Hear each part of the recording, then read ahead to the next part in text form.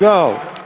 Welcome. We are live at Memorial Stadium, Leon H. Brigham Field. I'm Rick Dupree along with John Yasutake, alongside Juan Cotto, Tony B, Daniel B. We are all here, the Rainier Avenue Radio team, and we are bringing you the first of 4 games, 2 today, a doubleheader, 2 tomorrow in the Memorial Classic, Metro League Memorial Classic. And right now, number 1, O'Day. Yep. Number 1 AAA team. AAA. Taking on the number 2 4A team, Lake Stevens, the Vikings. And we are well into the first quarter. Lake Stevens driving on the O'Day. It's 4th down and 7 on the O'Day 37. And under pressure, and quarterback. And we'll get the rosters here together in just a minute. It is not numerical, but O'Day forces a turnover on downs, the incomplete pass. So O'Day leading it 3-0 here with 2 minutes left to go in the first quarter. And we had a 35-yard field goal by O'Day to take that 3-0 lead. And so again, to set it, John, O'Day leading 3-0, 2 minutes left to go here in quarter number 1. Very good. Hey, they just did an update. Lake Stevens is now number 7 4A.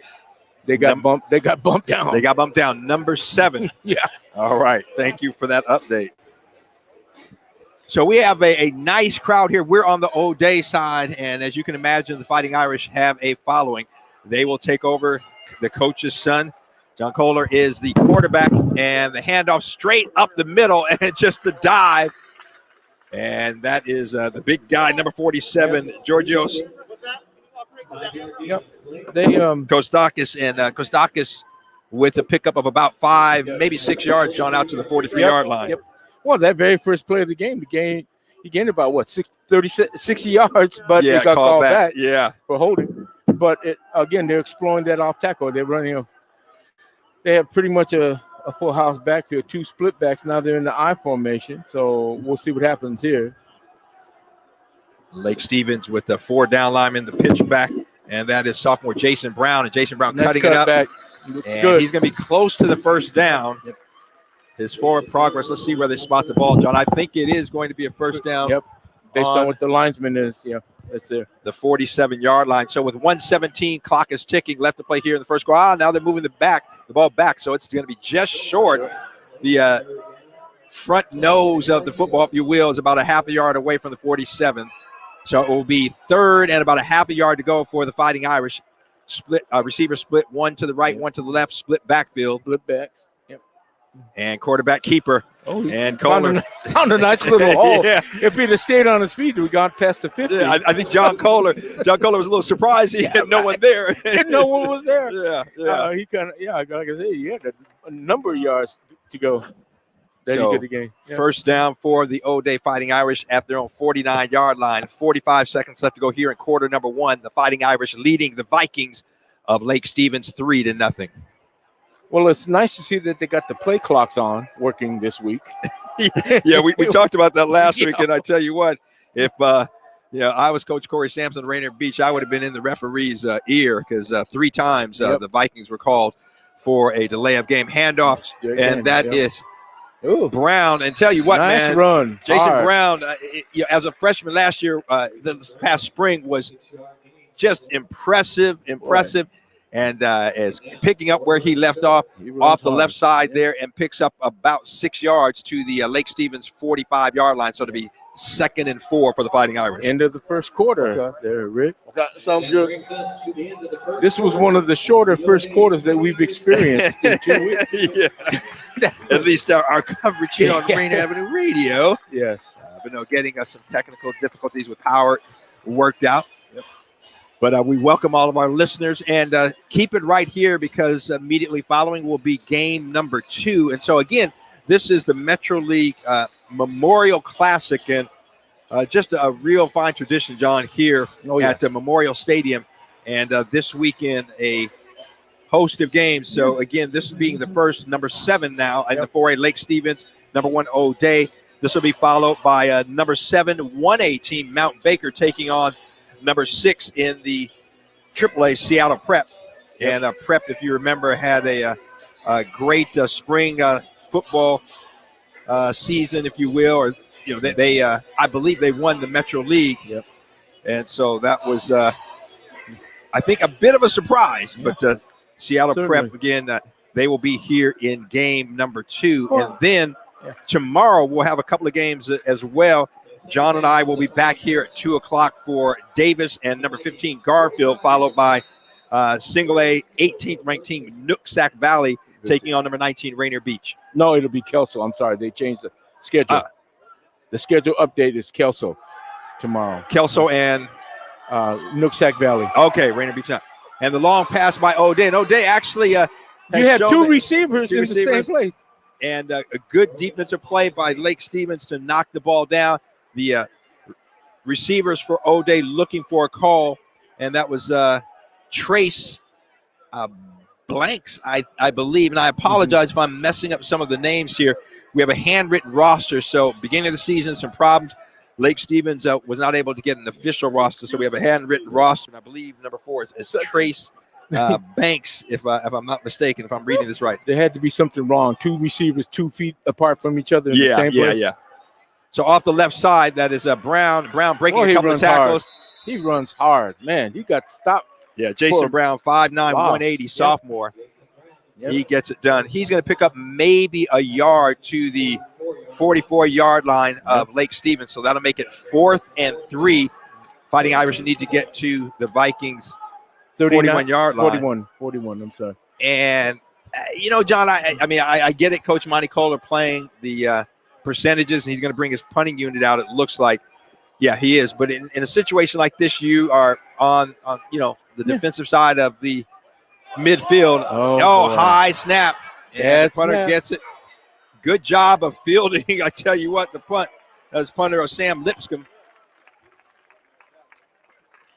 And he fields it. It went over his head. He went and chased it down and was able to get the kick off, or the punt off, I should say. And it goes right around the 30-yard line. So, not bad. A net 11 yards. Check that. A net, they were at the 40, 45, 44-yard line. So a net of about 14, 15 yards, John. What did we talk about last week? Bad snap. Yeah. A couple of, it's just the litany of things. I don't know if it's a teaching point, but if you're going to run a shotgun or even do deep snap, it's got to be perfect. It's got to be on target. Yeah, you don't have the luxury of making mistakes. And that's something that you have to drill, John. I know. Yeah, we talked about special teams in the University of Washington when I played there, Don James, and that was a priority. Yep. And the handoff does number 4, Trace Blanks, and breaks the tackle on the sideline. He could go all the way, John. He's going to go all the way 70 yards. Oh, my, what a play. Lake Stevens. O'Day let up when they thought he was going out of bounds. They thought they were going to bump him out of bounds, and they let up, and he cut through there and took it upfield. Boy's got a little bit of speed. Trace Blanks. So took the ball off the right side. And obviously, if you're on one of our streaming services, either YouTube, Facebook, or Twitch, you saw it, but went along that right side. And as you said, John, looked like he was stopped on the sideline, and the defense let up, and he broke a tackle, and it was off to the races. And 70 yards later, it's 6-0, the Vikings. Yep. Thank you. It's you don't let up. You got to until the whistle blows, as they say. Yeah, no. They had enough players. They looked like they had enough leverage and container on that side, but they just kind of let up, and he snuck through. Yep, exactly. And he showed a little bit of breakaway speed. And the extra point is good. And so just like that, Lake Stevens takes a 7-3 lead over the Fighting Irish, shocking the Fighting Irish here at the 10:46 mark of the second quarter. This class that they're doing is really good. Gives the city a chance to look at those suburban schools that are in the outlying districts. Because, when you talk about Mount Baker, you're talking about a school that's north of Bellingham.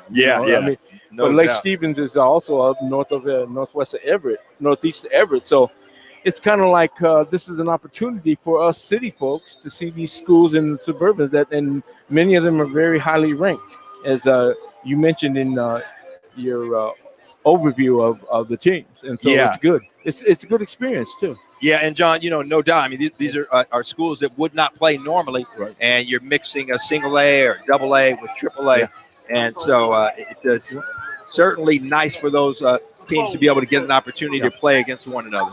Yeah, and like I said, it's good. And then we can also gauge the level of the competition in the Metro League compared to the other leagues. This is Wesco 4A, Lake Stevens Wesco 4A. Later on, you're going to see Mountain League and again Metro League. But this is a good opportunity to see who your people are around the state. Yeah, no doubt. So deep to receive the kick for the Fighting Irish, number 44. Christian Wynn, and I believe that is number 1, Isaiah Nolan. All right.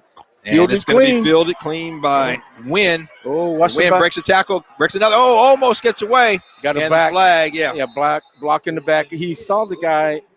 The guy was around him. I don't know why he hit him. It just you got to use your head. And Cole Becker for the Vikings making a stop. And John, if he would not have made the stop, well, it's a moot point because of the flag. But if he would not have made that stop. Christian Wynn may have still been running as we speak. He had an alley. Yeah, he did. He had an alley. So, hold called on the Fighting Irish on that. So, it'll go back. Let's see where they spotted. I believe it would be 10 yards from the foul. It looks like the foul was right about the 16-yard line. So, we will see where they mark it, and then O'Day will take over first and 10.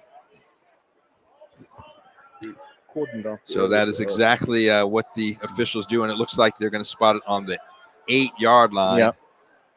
So, O'Day, 1st and 10 on its own 8-yard line. Maybe the 9, John.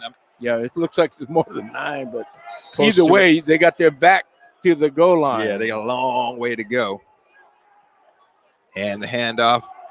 Brown on the left side, spins. The right side, it just spins, breaks the tackle. Almost breaks another. I tell you what, one guy away. And tell you what, I believe that was Drew Carter, number 8, with the tackle. And if he would not have tackled, Jason Brown would have been. We talk about wrapping up. Yeah. If he wouldn't have wrapped up, that guy is gone. Brown would have been gone. Yeah, Jason Brown would have had a 90 or about a. I checked that. The ball's on I said the 8-yard line earlier. The ball's on about the 18. Was the 90 plus. No, check that. I'm sorry. He got a first down on that. Forgive me. We'll get this together. So 1st and 10 on the 18-yard line for O'Day. First down run by Jason Brown. The pitch to Brown. He cuts up, and he's off in the races. No, don't stop. Oh, Jason Brown. He's trying to cut back. He tried to cut back. Yeah. So Jason Brown, a big pickup out to the 40. Let's see, the 42-yard line for O'Day. So just like that, 2 plays, Jason Brown gets O'Day out of deep in their own territory. And now they have some room with 10 minutes to go here in the first half. Straight, Rick? Yeah, it's pretty obvious that this, again, we talk about size versus speed. Size versus speed. Well, and O'Day brings both. They've got size on the front line and speed at the steal position. They're in tight eye, but hand off to Brown. Brown, nice move. Nice cut, goes back inside. And really, really heady runner. He knows where to make, except for that one cut he made out in the open field. Yeah. He knows how to navigate through that inside, because the linemen are looking. They're not looking. They're just going to make contact. Right. Yeah, you got to read it. You got to read. So Jason Brown, a 7-yard pickup on that first down play out to the 49-yard line. So 2nd and 3 for the Fighting Irish. So they're pretty consistent. They either go split backs or they run that eye, right? Yeah, they don't do that spread. Yeah, that modern day spread. Right now, Monty Kohler does not like to put the ball up in the air. Yeah, I know. He will every once in a while, but O'Day is it's gonna be smash mouth football. Yep. They're gonna create some holes, and looks like a broken play there. But Jason Brown cuts it back to the left side, and he gets some positive yards. So it looked like John Kohler was expecting the runner to go left, and went right. And then Kohler just kind of tossed it out to Brown. Brown made a cut to the fake to the right, and then came back to the left and picked up the first down. So in the Lake Stevens territory. So if we interview him at the end, that was meant to be a shovel pass. Yeah, exactly. If it had dropped there, it'd just been incomplete. It wouldn't have been a loss, So 1st and 10 for O'Day at the Lake Stevens 44-yard line, trailing 7-3 here. 8:25 left to go in the first half. They're in that eye. Handoff right up the middle, and that's the big guy up the middle. That the fullback Georgios Kotsakis. Kotsakis 5'11", 201, the senior. Picks up about 3 yards on that play, John, to the 41. Yeah, he looks bigger than that, man. Yeah, he does. He's pretty tall. You know, he looks taller than the 5'11" that he's listed. I'm watching that end at Lake Stevens. He bit on that first lead back coming through. All you do is fake it to him and pitch it to Brown going around the end. If he fights like that. Yeah, almost like Monte Cole's not going to run the true option, but almost like an option. It would be perfect. Yeah. O'Day, the handoff off the left side, and Brown gets a couple of yards. And coming in for Lake Stevens to make the stop, number 7. Yeah, Marison Wink, maybe. Wow. And again, I apologize for those of you listening. We have a handwritten roster for Lake Stevens, so a little bit difficult to make out some of the names. We will do our best to locate the number. It's not numerical, and again, handwritten. The color scheme is gray on top of black, or black on top of gray, which is almost impossible to read, ladies and gentlemen. It makes it a little bit difficult. Yeah. But we shall endeavor, John. We'll do our best. So we got a third coming up here. 3rd and 5. Pitch to the right side. A great play coming in. It was open, too. It was. But, it was open. Breaking through, again, was number 7. I believe Marison Wink is what I'm going to call him. If you're listening and I'm getting the name wrong, let us know. But he came back and stopped Brown for a loss back to the 43-yard line. So that'll make it 4th and 9. Yep. Those of you who are watching Lake Stevens Vikings in the white with their purple and gold, and they're in white, and of course O'Day's in their classic burgundy and gold, looking like the USC Trojans. Yep. And the punt, good punt there, good punt. You got it off. Hits down and gets a great O'Day roll down to about the 10. Yeah, right 10 on the plus. 10-yard line. Yep, 10 plus. Good. Well, there's a plus on the exchange. Yes. Plus on the exchange. So with 6:24 left to go in the first half, Lake Stevens leading O'Day by a score of 7-3. And the Vikings an electrifying 70-yard touchdown run to put the Lake Stevens Vikings on the scoreboard. And they lead it again by a score of 7-3 here. 6:24 left to go in the first half.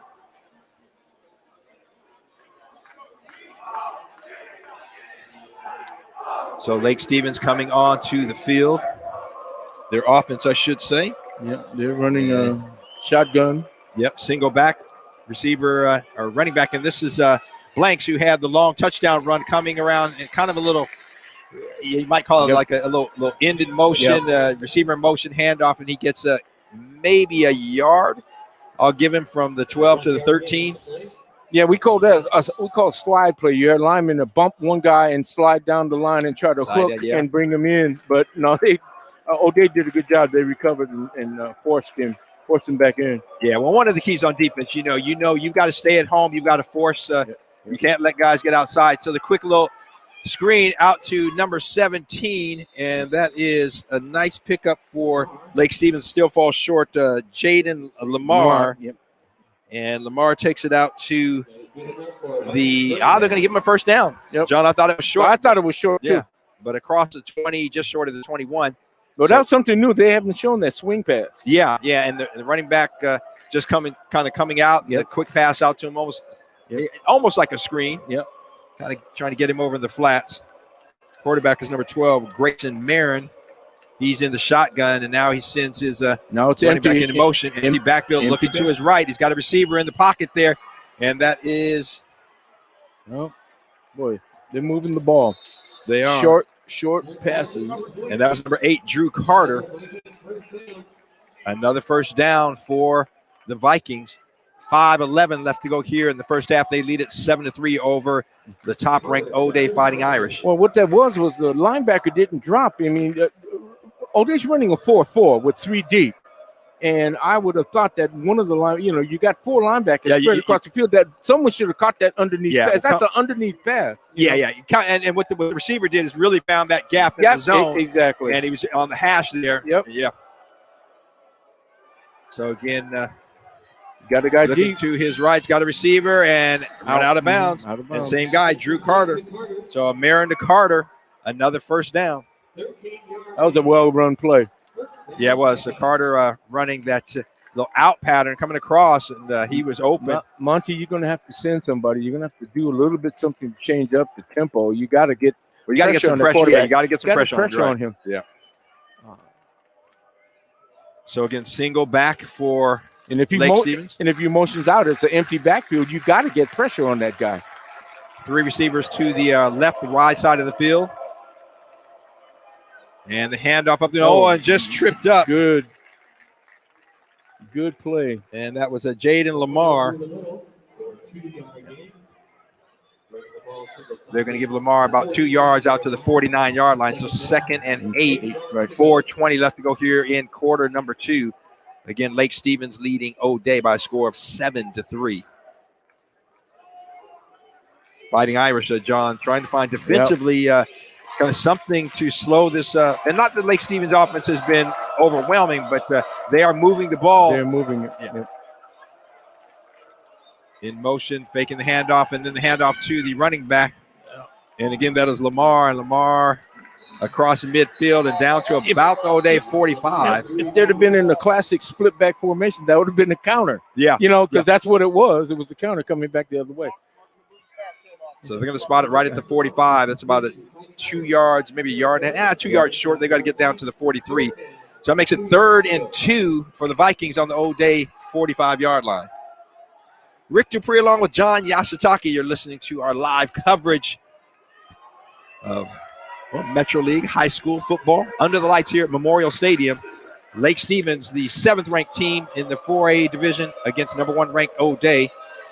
O'Day at 3, and the snap directly to the running back, and he's going to have a first down just barely. Just barely. They reacted very well. And coming up with a stop, that was a Dane, Camacho, 5'8", 200-pound junior, making the stop, but just a little bit too late to stop for the first down. But yeah, John, you make a good point. A good reaction by the defense because the snap went directly to the running back. Yeah, he was up.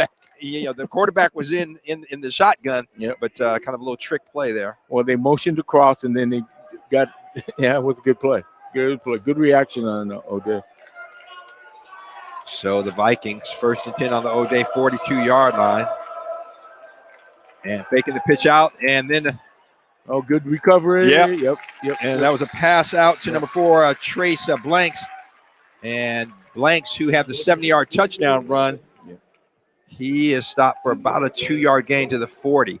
So good reaction by the defense on the corners there to make sure that Blanks did not get outside. Lake Stevens is doing a lot of misdirection. Quarterback pump to the right and throws back to the left. They really are. Yep. Well, I think that they realize they can't overpower O'Day, so they've got to run some misdirections, getting O'Day going one way and then getting the play going back the other way. Now the lone back in motion, so empty backfield, and the quick screen out to that running back. And you got to hold him. I think you got to hold him right there. That was number 17, Jaden Lamar. And John, I think you are right. Let's see. The referee's conferring there about the 30-yard line. We'll see what they call. Flag is down at about the 36-yard line. Yeah, it looks like it's coming back. The O'Day player was right in position, and then all of a sudden he was out of position. Snatched up like a loaf of bread. Yep. So a hold called on Lake Stevens, so that's going to come back. And again, John, exactly what you said. If they empty the backfield, they're trying to get O'Day looking one way, go the other direction. In that case, or in that play, I should say, they had Jaden Lamar, the running back, went in motion to the right, and then they just threw the quick little screen to him. Yep, got him the ball. 15 yards to go. So the ball's coming back to the 47-yard line, so that's going to be 2nd and about 15 for Lake Stevens. And now they're in a straight-up empty backfield trips right. Now they're motioning across. Here we go again. And the fake handoff to Lamar, now looking deep. Got a receiver. Over his head. Just a little overthrown. Tell you what, he had Trace Blanks open. He was open. Yep. He was open. Blanks got beyond the defense there. Got behind the safety, but they were not able to get past him. And you know what's happening with all this misdirection? You got guys trying to read keys, and they're going looking left, looking right, and it throws you off. There shouldn't have been. There's no way with O'Day running 3 deep as they are, that should never have gotten that far behind them. But they're getting thrown off with these misdirection and so John, as a coach, what do you tell your defense if you got an offense that's running a lot of misdirection? What are you telling them? Stay in your zone, stay in your place. Do your 3-step shuffle, stay home. Area man ball. And Marin looking back to his left. Good great defensive play coming up to make the stop. Because he was the only one out there. That's Parker Pantaleaf. And if he hadn't have made that tackle, this guy was running into the Seattle Center. I mean, literally. Yeah, that was Jaden Lamar. And so, again, a misdirection. They started out to the right and then threw it back to the left. But, again, a great defensive play by Parker Pantaleaf. He came up and made the stop. So that's going to make it 4th and 15. And for the first time, Lake Stevens' punting unit is on the field. 1:10 left to go here in the first quarter. And the Vikings leading the Fighting Irish 7-3.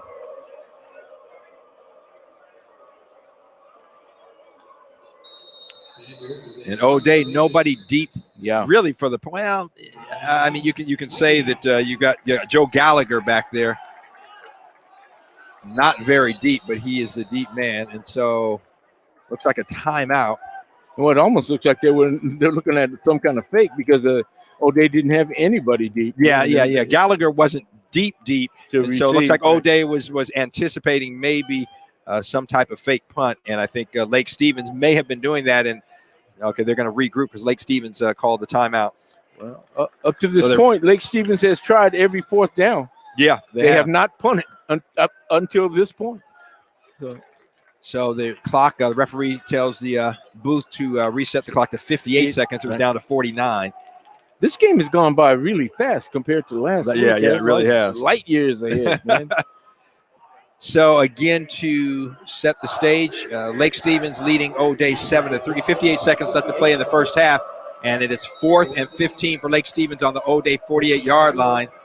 And O'Day anticipating maybe not a punt, but Lake Stevens, a good punt, high, and the bounce, and it's going to stay inside. Lake Stevens going to get down. It's going to be right around the 5, rolling down to the 4-yard line. 4-yard line. So, with 46 seconds left to go, the Fighting Irish will take over at their own 4-yard line. And John, knowing Monty Kohler, I expect one of two things. It'll be that dive up the middle. Where it's very safe, quarterback sneak, or the quarterback kneeling on it. Yeah. So we'll see. They got 46, but I mean, that could have been fielded clean. But they were playing it cautious. Yeah, they were playing as if Lake Stevens might do some kind of fake, and so they didn't have anybody deep to catch the punt, receive the punt, right? Yeah, this looks like tighten the lineup. Yeah, they still have O'Day still has one receiver wide to the right. That is a Joe Gallagher, the wide side of the field, one receiver to the left, and the straight dive handoff up the middle, and running back with that's Mr. Brown again. Both hands on the ball. Yeah, Mr. Brown, Jason Brown gets. Well, see, he's a likely object because if he can break loose, he's gone. So that's great. But they run split backs. It looks like he's gonna run the I now. Yeah. So Brown gets it. Brown got about 5 yards out to the 10-yard line, and the handoff to the up back. Oh, and he breaks a tackle, breaks a couple of tackles. And I tell you what, that is Georgios Kotsakis. Kotsakis again at 5'11", 201. That may be the final play. Nope, there's a timeout. So O'Day's going to get one more play. First down. And the Fighting Irish call a timeout. So with 16 seconds left to go, John, now the ball's out at about the 17-yard line. Do you maybe do a play action fake and maybe send somebody deep? I mean, look, if you get that ball 30 yards downfield, if they intercept it, they're still on the backside of the 50 if you cover it. Oh, yeah. And you still have time. I mean, you can shut it down. But you figure with 16 seconds. I mean, they may have one play. That play may take 4 or 5 seconds, and then you're down to, again, I'd go, like you say, play action, fake the dive back, throw that ball downfield, and and nothing to lose. Except you can't have two O'Day receivers running in the same place at the same time, because one guy can cover 2 receivers. Right. Which is what Lake Stevens did. So O'Day coming out 1st and 10 on the about 17-yard line. O'Day has it on their own 17-yard line.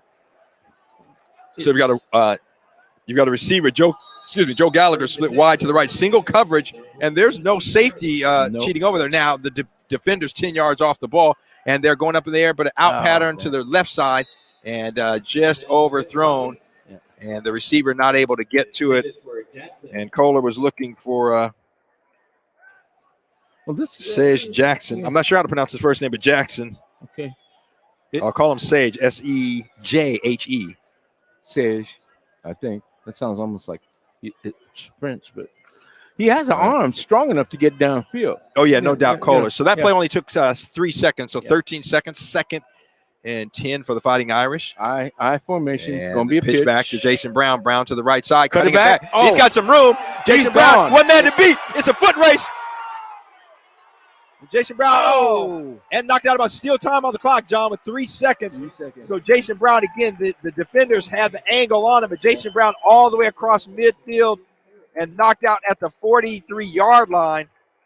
With 3 seconds left to play, Jason Brown, a great job, kind of the student body right, cut it back to the left, and he had a seam there. Yep, took it up the sideline.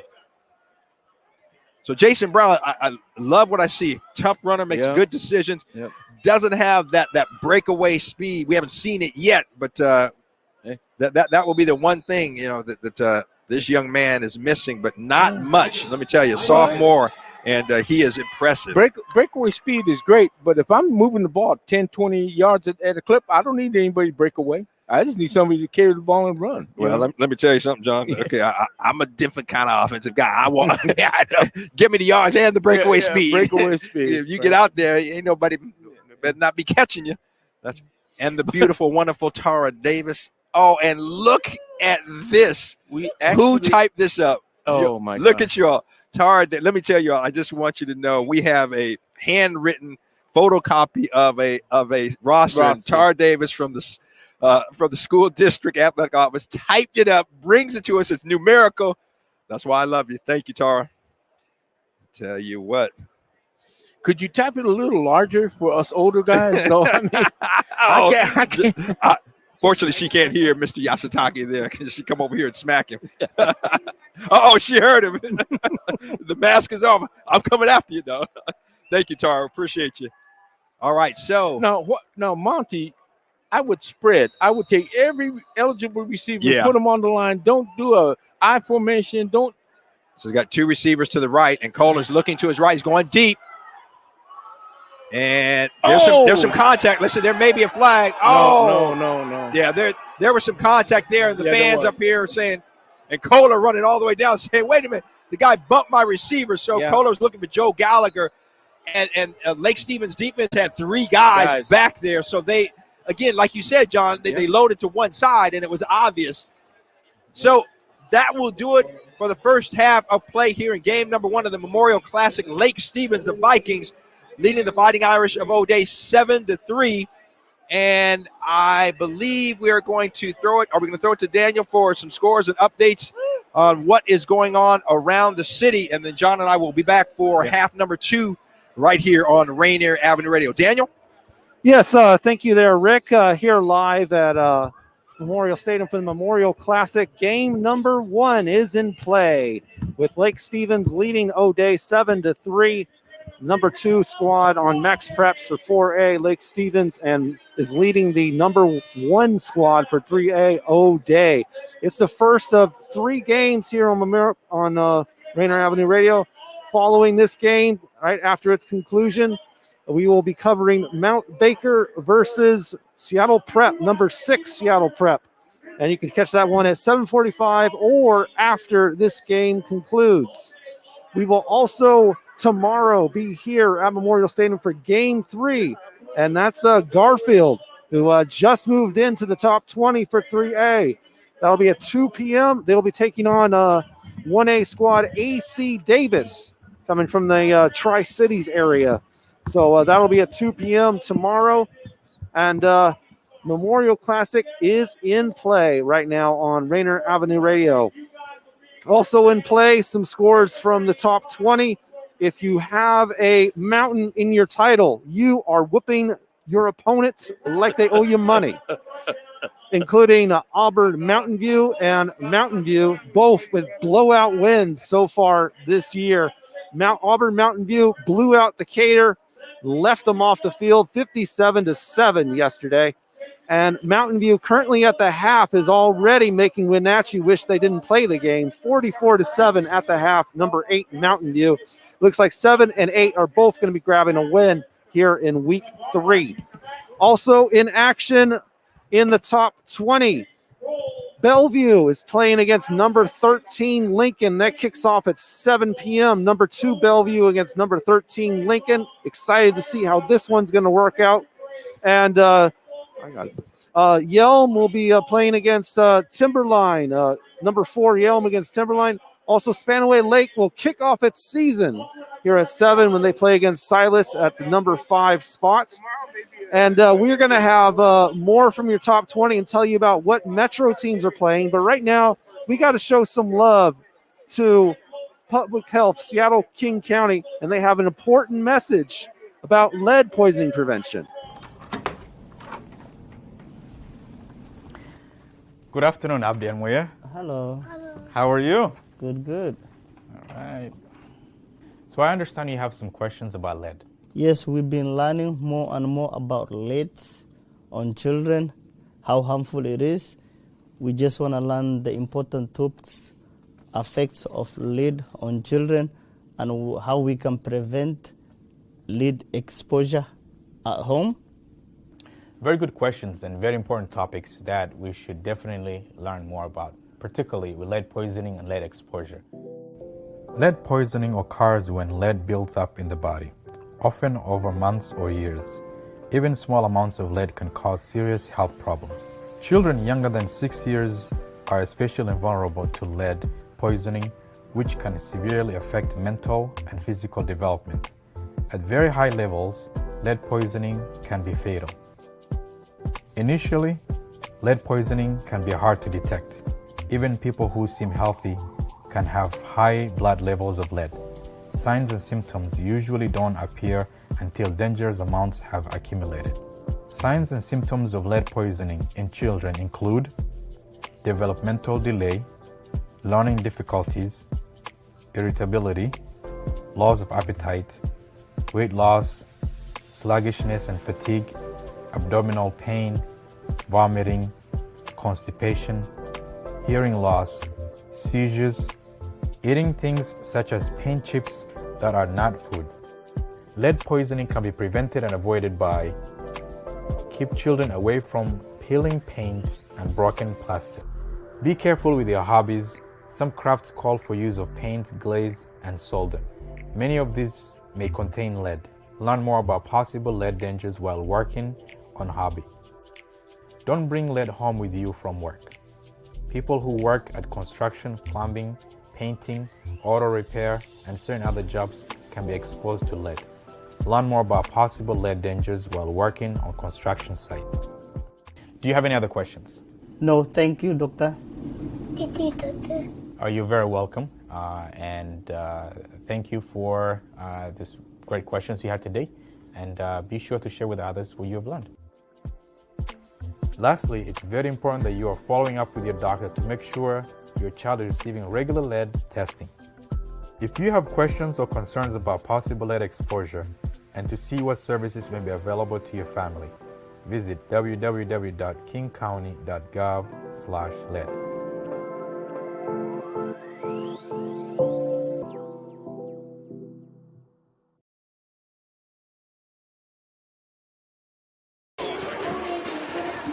Ladies and gentlemen, Juan Cotto touching bases with you live from the shadow of the Space Needle. And this is going to be a reoccurring theme all season.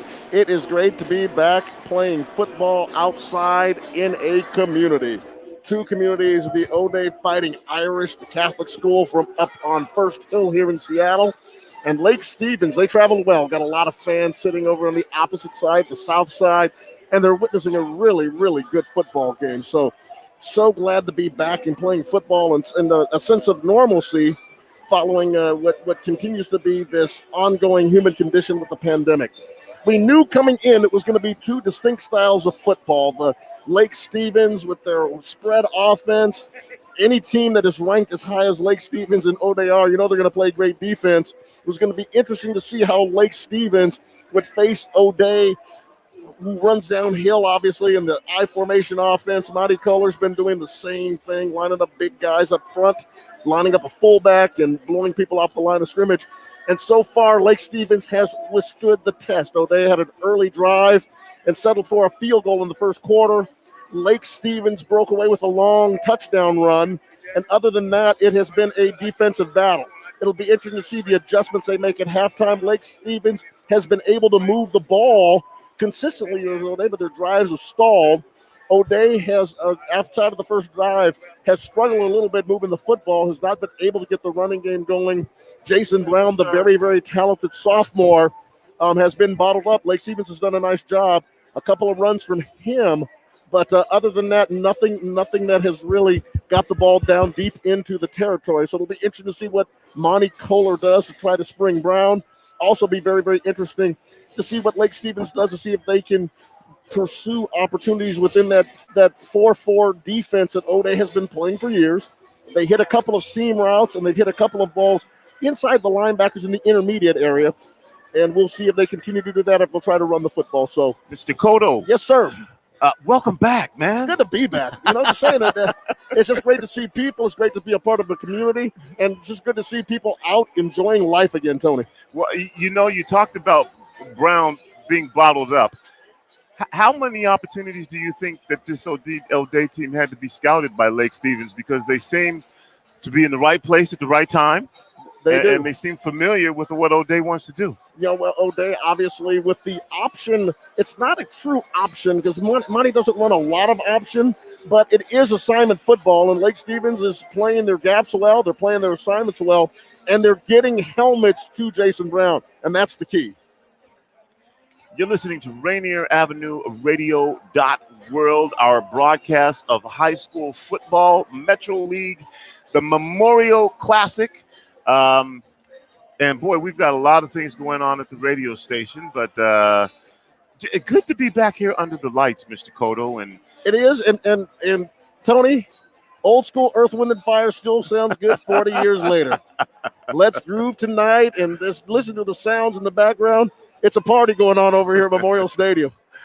We had a little rain today, and I think that they were expecting more, but it's nice to see that the rain has stopped, in particular because of the talent on the field today, and I would hate for the weather to take away from some of the explosiveness of apparently both of these teams.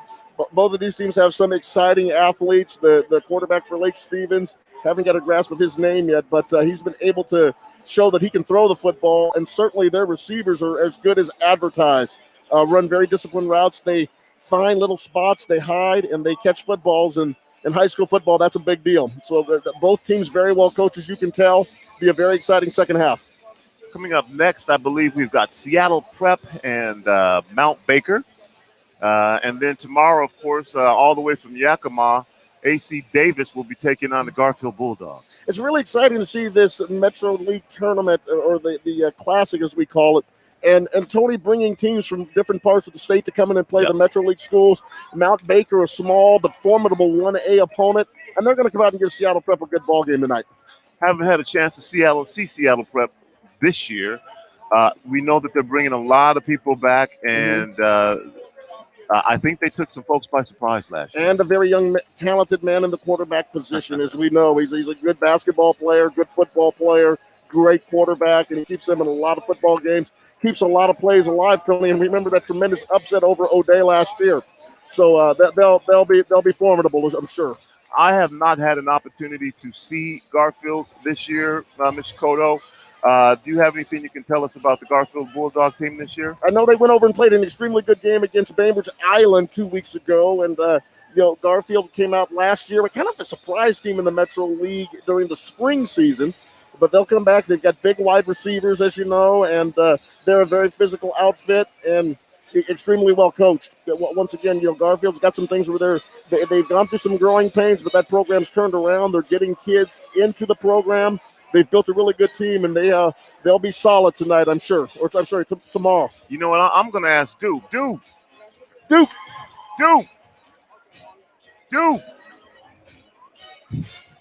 Tap his back. He's out there. I'll ask Duke. I know that you know the head coach of Garfield. What can we expect out of Garfield tomorrow. I haven't seen them all year. What can we expect out of Garfield? A couple things, you expect from Reggie Witherspoon. His team's one. He's going to utilize this headset on. You can hear me a little bit better. He's going to utilize his skill guys. So you're going to look for some big plays. They're going to be well coached. And this team, he was excited last spring because they're so young. And he said, man, I'm really excited for this season. And we see why. They're ranked, I believe, now number 15, and they are 2-0. Okay. And so it's going to be an exciting game tomorrow. All right. Well, exciting Memorial Classic football for you. We're going to take it back to Daniel Bellis, and he'll give us a wrap before we go back into the second half action. Thank you there. Thank you there, Tony, for the and Rick Dupree. Yes, Garfield will be kicking off tomorrow at 2 p.m. Against AC Davis from the Tri-Cities area. And following this game, you'll have Seattle Prep, which will be going up against Mount Baker, and that'll be taking place right after this game's conclusion at 7:45 or later, depending on how long this game goes. And in Metro League action, other games kicking off at 7 p.m. Those include Ballard, which actually slipped out of the top 20 even after winning the so uncalled Anchor Bowl. They will be playing at Franklin at 7 p.m., who actually just broke their winless streak for over 8 years, winning that 19-0 in week 1. They're playing their second game against Ballard, who's trying to get back into the top 20, and that kicks off at 7. Bishop Blanchette, who has actually started the season 0-2 after starting it in the top 20, is going to be at Skyline, who's also struggled. West Seattle will host Chief Self. West Seattle off to a hot start this year at 2-0. Chief Self at 0-1 so far this year. Roosevelt will be at Redmond, also at 7. Nathan Hale will host Lakeside. That's at 7. And Ingram will be hosting Lincoln, and that goes down at 7 p.m. as well. Also in top 20 action, a lot of other games kicking off at 7 p.m., and those include, in addition to that, Ferndale will be kicking up at Arlington, number 9 Ferndale. Number 10, Marysville will be playing the Marysville All Game, so Marysville Pilchuck will be at Marysville Getchell. That's at 7. Kennewick at West Valley at number 11, Kennewick at West Valley. Number 12, Peninsula is going to be at is hosting Gig Harbor. And Mount Spokane at Ridgeline. All of these games kicking off here in 1 hour at 7 p.m. That includes Mount Spokane will be hosting Ridgeline. Central Kitsap at number 16 hosting Capital. Kelso will be the 4th game of the Memorial Classic. That goes down at 5 p.m. They will be hosting Noosac Valley. It's actually a replacement for Rainier Beach. Rainier Beach was unable to play, so Kelso, who actually had a team cancel on them, or the reason they are in the Memorial Classic for the 4th game against Noosac Valley, number 17 Kelso right there. Both of those teams are 2-0, by the way. Liberty will be at Newport, number 18 Liberty right there. And as well as that, Snohomish, which also sneaked into the top 20 this past week. Even though they are 0-1 on the season, a very surprising entry into the top 20, even though some teams won and still moved out, which was weird, including Ballard. Ballard won the Anchor Bowl and fell out of the top 20. But Snohomish will be at Edmonds Woodway as they have sneaked into number 20. Other teams that are new to the top 20 include Liberty at number 18, Kelso, which actually just moved into the top 20 this week at 17, and Garfield, which actually moved in for the first time this season at number 15, as we will be broadcasting their game against AC Davis tomorrow at 2 p.m. in the Memorial Classic. We are about 2 minutes away from the second half here on Rainier Avenue Radio, your community radio station. And we would like to let you know that if you are struggling, if you need help and you need some food, we got you here at Rainier Avenue Radio. Every single Saturday, we host a food community giveaway. And you can see the details for that on your screen on Facebook, YouTube, and Twitch. Every Saturday from 10 a.m. to 4 p.m. Go down to 831 23rd Avenue, and we will get you some food.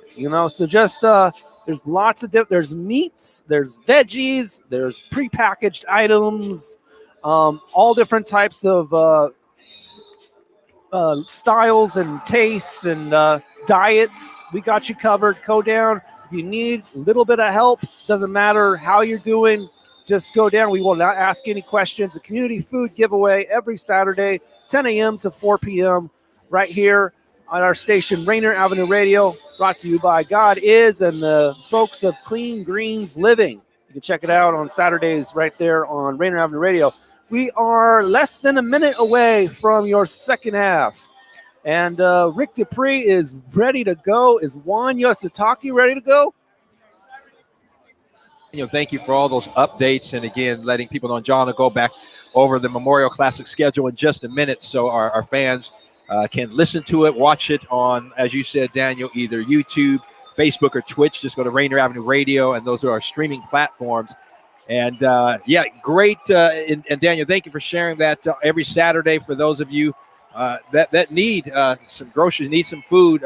Get out, and it is some great meals that you can get out. And Clean Green, I want to pump them up and just really working on helping our community understand how important it is for us to be consuming fruits and vegetables, and just educating the community on the importance of that, and talking about organic food. And a lot of times those questions are, is organic really that much better or different? And so again, you can hear, I'm trying to, I forgot when Brittany's show is for Clean Greens. Her show is on. You can listen to Clean Greens Living every Thursday at 3:30 p.m. Thank you, sir. You are on it. That is Daniel B. I'm Rick Dupree along with John Yasutaki. At 12 minutes showing on the clock. We're about ready to start half number 2. Lake Stevens, the Vikings from 4A, ranked number 7, I believe it is, leading the number 1 ranked O'Day Fighting Irish 7-3. The Fighting Irish receive, so they will be kicking, and Lake Stevens to receive. And we've got a roster again. Thank you to Tara Davis for actually taking the handwritten roster that the Metro League office had gotten from Lake Stevens. She typed it up numerically. And so some corrections on the names. Number 4, who had the 70-yard touchdown run, that is Trace Hanks, not Blanks, Hanks. And Trace Hanks is deep to receive the kick, along with, I believe that is number 20. I'm not sure, but a short kick, and it's fielded at the 30, about the 33-yard line by number 22, Colby Easterling. He takes it out to the 45-yard line, so that's where the Vikings will start.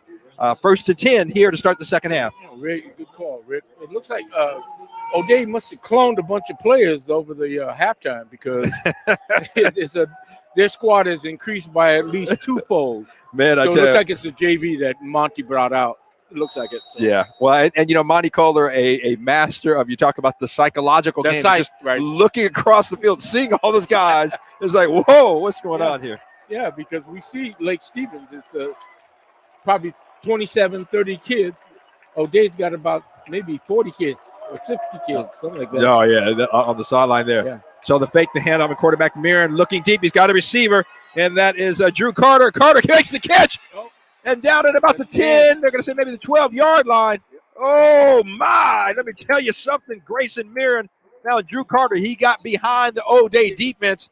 And just like that, the Vikings in scoring territory, John. And you talked about this last week. When you're inside the 20-yard line, the percentages of them getting some points on the board are pretty high. Way up, 70+%. You can't get beat. You play DB. Rick, you can't let that guy, the deepest guy, get behind you. I mean, you have to maintain that cushion, keep him in front of you. And the pitch out, and that is number 17, Jaden Lamar. Lamar backing down to about the 5-yard line, inside the 5 to the 4. 4. He's at the 4. That was a good pitch play. Good block on the corner. So big pickup of about 7, and so it will be 2nd and 3 for Lake Stevens at the O'Day 4-yard line. And the Vikings looking to increase their 7-3 lead here as we start the third quarter. So quarterback Grayson Mirren's got one back with him, Jaden Lamar, 3 receivers to his left. Hand off to Lamar. Lamar bounces it out to the left, and he's going to be met at about the 2-yard line. He's going to have the first down, I think, John, maybe to the 1. Pretty close. But short of the end zone. Yeah. So now it's about the 2. Gut check time, John. Gut check time. Let's see that defense. You got to get a goal line stand here. I would have told Monty to crowd the line of scrimmage, bring your up back, bring your run support up. I doubt very seriously if they're going to throw the ball at least. Oh no, yeah. You gotta crowd the line of scrimmage. You got to bring your linebackers up. You can't allow them to have a space. You got to crowd it. So still single back, 3 receivers to the right for quarterback Grayson Mirren.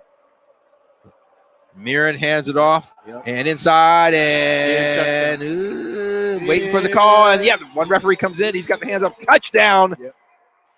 Lake Stevens to take a 13-3 lead here early in the third quarter over the Fighting Irish. Yeah, it was a pretty clockwork drive from the 45 or so, and they were allowed to field the ball. Short kickoff, and they took advantage of it. And Jaden Lamar takes it in for a 1-yard touchdown run, John. I don't understand why you're backing off your linebackers when you're on the goal line. You want to have everybody there. Crowded. And the extra point is up, and it is good. So with 10:15 left to go in the third quarter, Lake Stevens leading O'Day 14-3. So we got a bunch of good games coming up. Again, tomorrow we've got Garfield versus AC Davis. Garfield is ranked number 15, 3A. Then we also have another game tomorrow. The Lake, it's going to be Kelso versus Nooksack Valley. I love to say that name. Nooksack Valley. So Kelso taking the place of Rainier Beach, correct? Right, correct. And so, and John, I mean, we knew that with the, kind of dealing with the pandemic, there's going to be some issues. Sometimes teams, are not able to play. Now, Kelso apparently their opponent dropped out, right? So they had an open, week, and they're taking the place of Rainier Beach. We're not sure why either Rainier Beach or Kelso's opponent had to pull out of their games, but such is the case. So these are 2 out-of-area teams. Kelso being way down there on the Columbia River, coming quite a long way, coming from the border. Nooksack Valley of Eastern Washington. So it's going to be, again, a great opportunity. Folks, come on down to watch these teams from different parts of the state. Come on down and compete down here. It's a good experience. So that's tomorrow, 2 o'clock and 5 o'clock, those games here at Memorial Stadium. High kick, and it's going to be fielded at about the 13-yard line. And not a lot of running room there for Christian Wynn. Great job coming up, I believe. I want to say that was number 2 for Lake Stevens. No, check that. Well, there is a 2 on the roster or on the field. I don't have them on the roster. I believe that was number 2 that made the stop.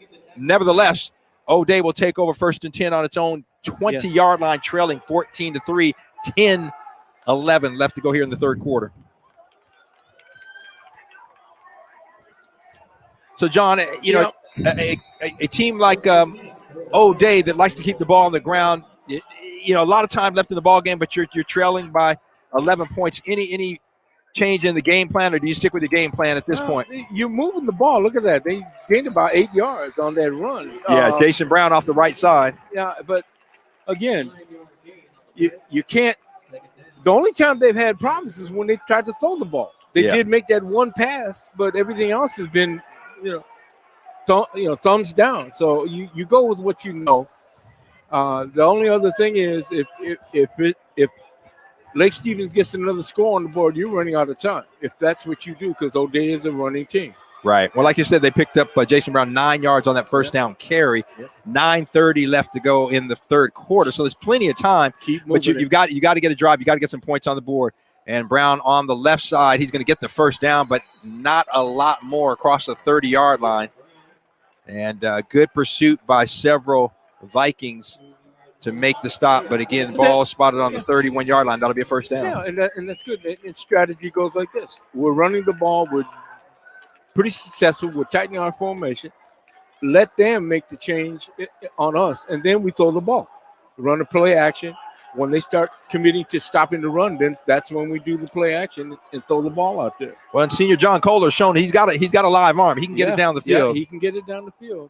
Hand off. No, check it. Kohler's going to keep it on the left side and then just runs it out of bounds. He's got a pickup of about 13 yards out to the 46-yard line. He had us all fooled. I thought he had given the ball to Jason Brown up the middle. The only thing I say is he could have made about 20 more yards, but he's a quarterback, so that's okay. He ran out of bounds. Well, the coach's son, he's like, he's going to hear it all night long. He's, boy, if you turned it upfield. If you turn it upfield, I mean, one of two things happen. He gets a great game, coach, okay, good play, or he gets hurt, and then he's in trouble. You know how it is in basketball. They take that shot. Oh, no. Oh, good shot. It goes in, Yeah, that's exactly it. Oh, so 1st and 10 for O'Day on the 47-yard line. Pitch to Jason Brown on the right side. Cuts it up and across midfield and keep it going. Jason Brown, I tell you what. That boy runs hard. I like this guy, Jason Brown. He runs hard. Oh, my gosh. He doesn't let the first contact stop him. He doesn't. Through it. And another 9-yard pickup on first down. And Jason Brown, I saw him at halftime, and Coach Al Roberts, who was my running back coach at University of Washington, then went on with a fine career in the CFL and the NFL. Right. And back now here at home. And if you remember, Coach Garfield High School for a number of years, and then went to the University of Washington. Don James hired him, but Al Roberts, among a number of well-noted coaches on the sideline with Monty Kohler, and the ball, handoff, and that was just a quick dive up the middle on the fullback. Georgios Kotsakis with a pickup of, down to the 37-yard line for the first down. That's a good run. As they say, Al's a living legend. Oh, he is, man. I'll tell some stories in a minute, but also on the sideline, Stafford Mays. And the handoff to the left side, Jason Brown. The ball's out, and Kohler. Great play. John Kohler was there, so the ball popped back. There's going to be a loss of about 3, maybe 4 yards to the 41. More like four. So that came out really funny. Yeah, it really did. I'm not sure somebody. I'm saying it punched it out or pulled it out, and it went backwards. And John Kohler being alert and fell on it. So a loss of 4, but they retained possession. Yeah, Coach Roberts, I tell you what, we used to get in the weight room and used to do sets of squats with 315, and you do 10 reps, 10 sets, and then Al would be right there leading the way. And then after practice, we're running the stadium stairs. I mean, it was no joke. Kohler looking to his left, the pass is complete. A short gain to Sam Lipscomb. Bad timing. Timing was way off. Yeah. The receiver was open earlier and had a blocker in front. Yeah, and it would have been a Kohler kind of delayed on the throw there. Exactly. But still pick up of about 5 yards to the 36, so to be 3rd and 9. We love you, Al, but as they say, Al, you're a legend in your own mind.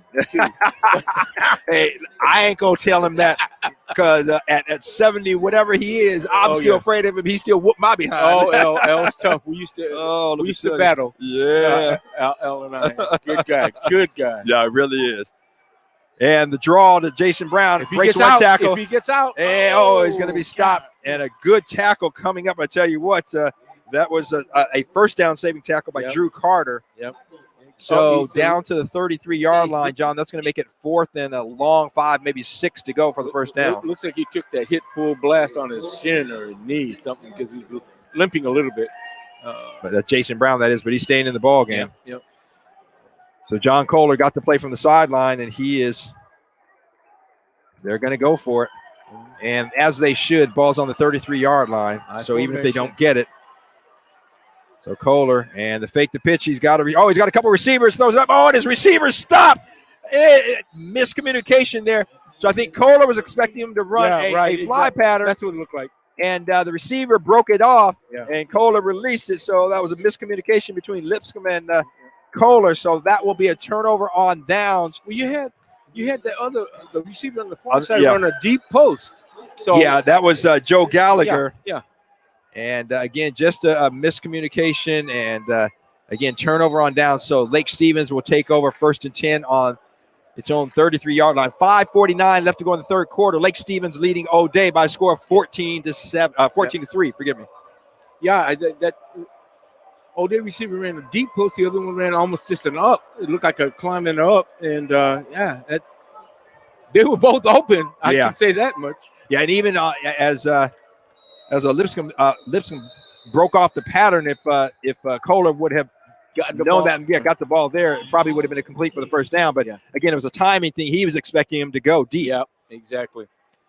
So timeout on the play before the snap. Lake Stevens wants to talk it over. And so they will get their offensive strategy. Again, 5:49 left to go in quarter number 3. Lake Stevens, the Vikings leading O'Day by a score of 14-3. Rick Dupree along with John Yasutaki. And stay tuned. Don't go anywhere because game number 2 right here. And John and Juan Cotto will bring you that call. Mount Baker and Seattle Prep. Yep. So Mount Baker is number 4 in the Northwest League. Mount Baker Mountaineers. Single A. Right. Yeah, single A. And Seattle Prep is now number 2. So they have 3A. They have climbed up the charts a little bit. Yep. All right, so here we go. 1st and 10. Quarterback Grayson Mirren. And a little misdirection, and he hands off to the receiver coming from the other side, and that's number 8, Drew Carter. But I tell you what, nobody fooled on that play. Everyone stayed and leading the way there was number 58 for O'Day, and that is a Dominic Harden, 6'1", 235 sophomore. And Dominic said, not in this house, baby. Somebody fell.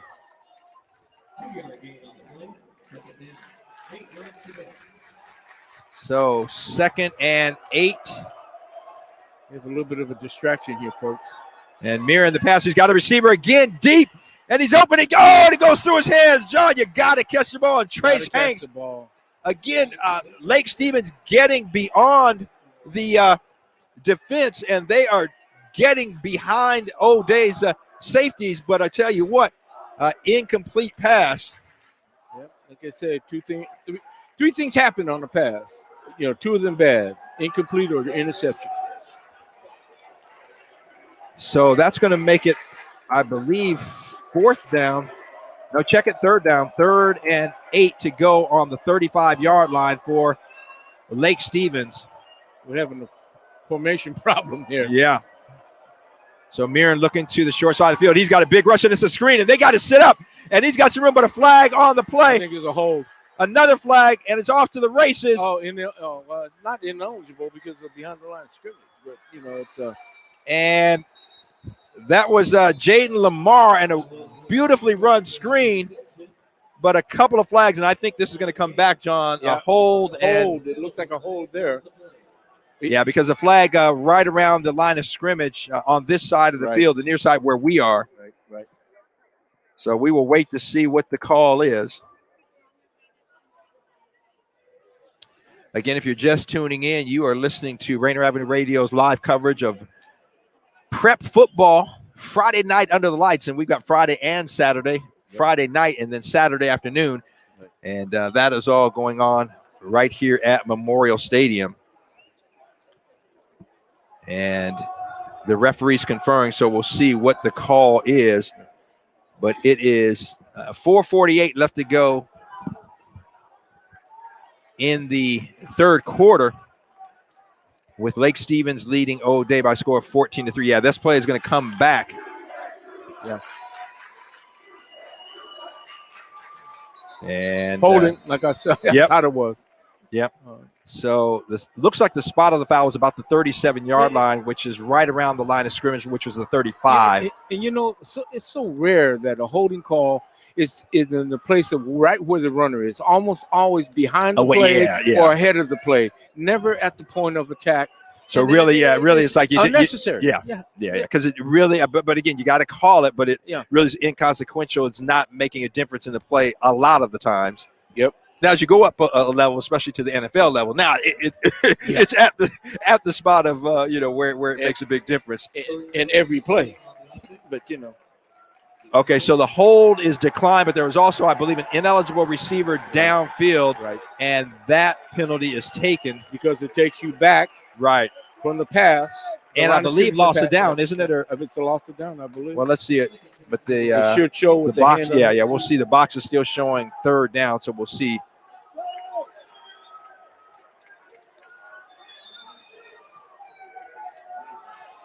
So it looks like only a 5-yard penalty from the spot line of scrimmage. Yeah. Well, the ball was on the 35 and now on the 30, so it's going to make it third. Okay, not a loss of down apparently, unless the box is wrong. Right. So it's going to be 3rd and 13. Ball's on the 30, and Lake Stevens got to get out to its 43-yard line. 4:48 left to go here in quarter number 3. Vikings leading the Fighting Irish 14-3. Rick Dupree along with John Yasutaki. And we are live at Leon H. Brigham Field, better known as Memorial Stadium. Grayson Mirren. He's got time. Now a rush. He loses the rush. And he's got a receiver again deep. The ball down. And, it's caught. And Johnny's going to go all the way. That's going to be 70 yards. Oh, my. And the break on the ball. And the defender missed the ball. He missed the ball. And Trace Hanks got it. Yep. And I tell you what, Trace Hanks, 2 70-yard plays, John. Yep. And it's touchdown, Lake Stevens. The O'Day defender was in good position. He whiffed on the ball, and that's the guy caught it and took it in. And that's and his defensive back again, and that's he made the play you want. Now the receiver again was behind him, so O'Day's got to figure out what's going on. They've got to coach their DBs to make sure they keep the receiver in front of them. But he made a play on the ball.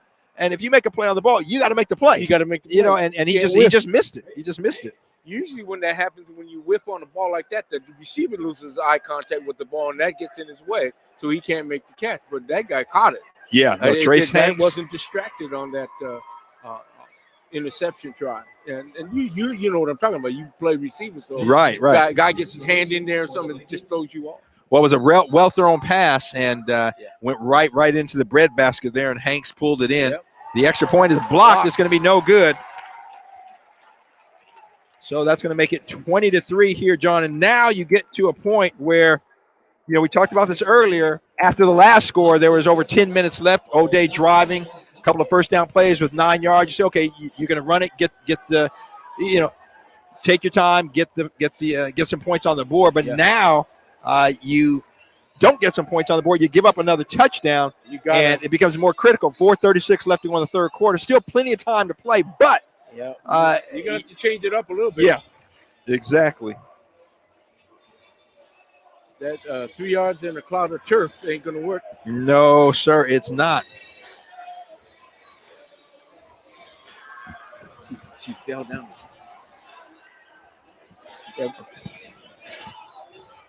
Yeah.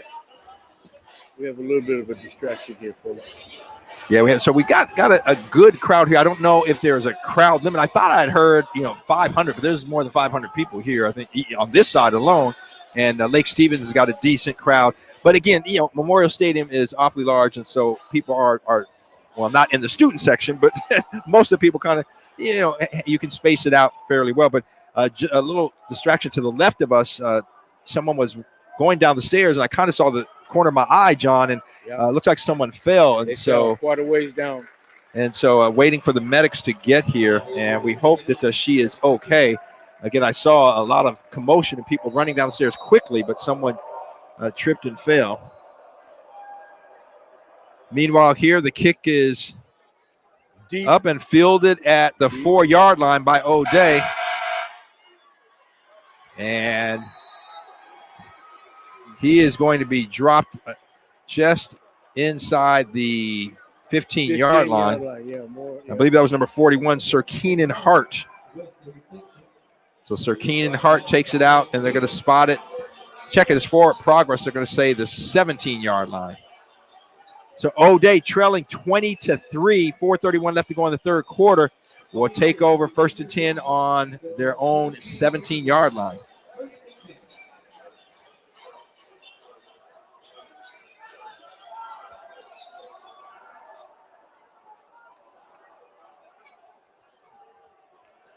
So John Kohler, 2 receivers to the wide side of the field. His left, no receivers on the right. Backfield handoff, and that is Jason Brown. And Brown runs over a defender at about the 21-yard line, makes him pay. And good run. Again, you stick with your bread and butter. Jason gets 7 yards there. 2 first down plays on the last drive. He got 9 yards. So just, again, let's stick with the bread and butter. You have time. Still 4:08 left to go in the third quarter. We will see what. But there are things you can do. You can speed up the play call. You can speed up the huddle, huddle. Yeah, good point. Good point. Yeah. You really do. And still stay in your game plan, which is what your bread and butter is. Right.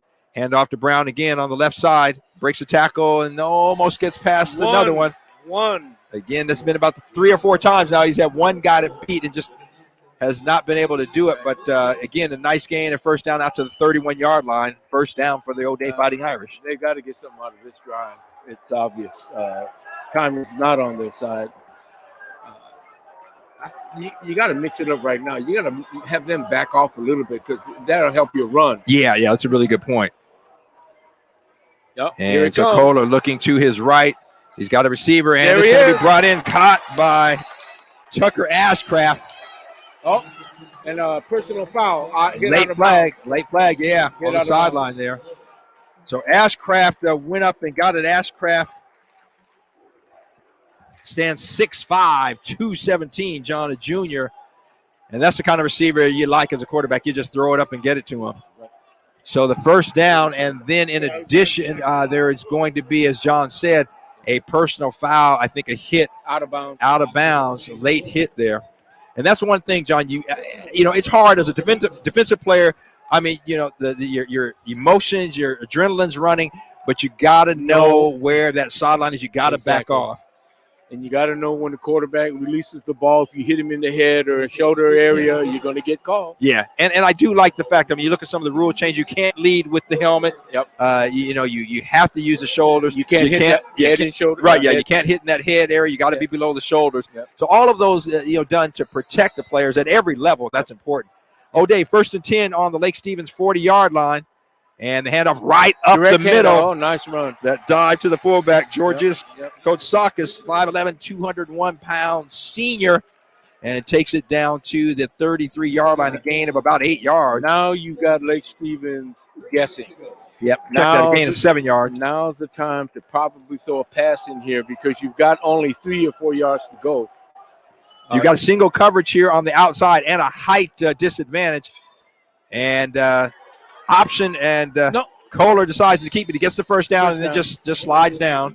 So, hey, gets the first down, you live to have another play. I would have pitched it. I mean, he had the pitch.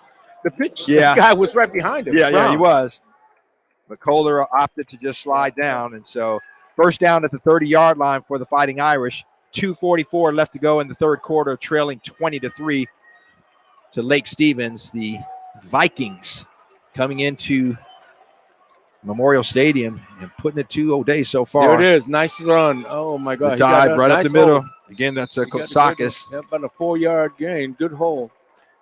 That off-tackle slant or off-guard hole slant. Direct handoff. No mess up. Yep. But you see, look. Now, this is taking. Yeah, I mean, we already had 2.5 minutes off the clock. Yeah, now, this is taking about 20 seconds to get the play. You need to cut that in half. Yeah, so you're talking about that time in the huddle and getting back, and calling the play or run the play from the line. So Kohler looking, and he's got a receiver. Oh, just overthrows the big guy, Tucker Ashcraft. He was covered, but he still had a good play on the ball. Yeah. And Kohler put it where only his receiver could get it, and it was just a little outside of the outstretched arms of Ashcraft, so that'll fall incomplete. So it'll be 3rd and about 7 to go. Ball's on the 32-yard line. Check that, the 27-yard line. And the Fighting Irish have to get down to the 20-yard line of the Vikings. 7 yards to go.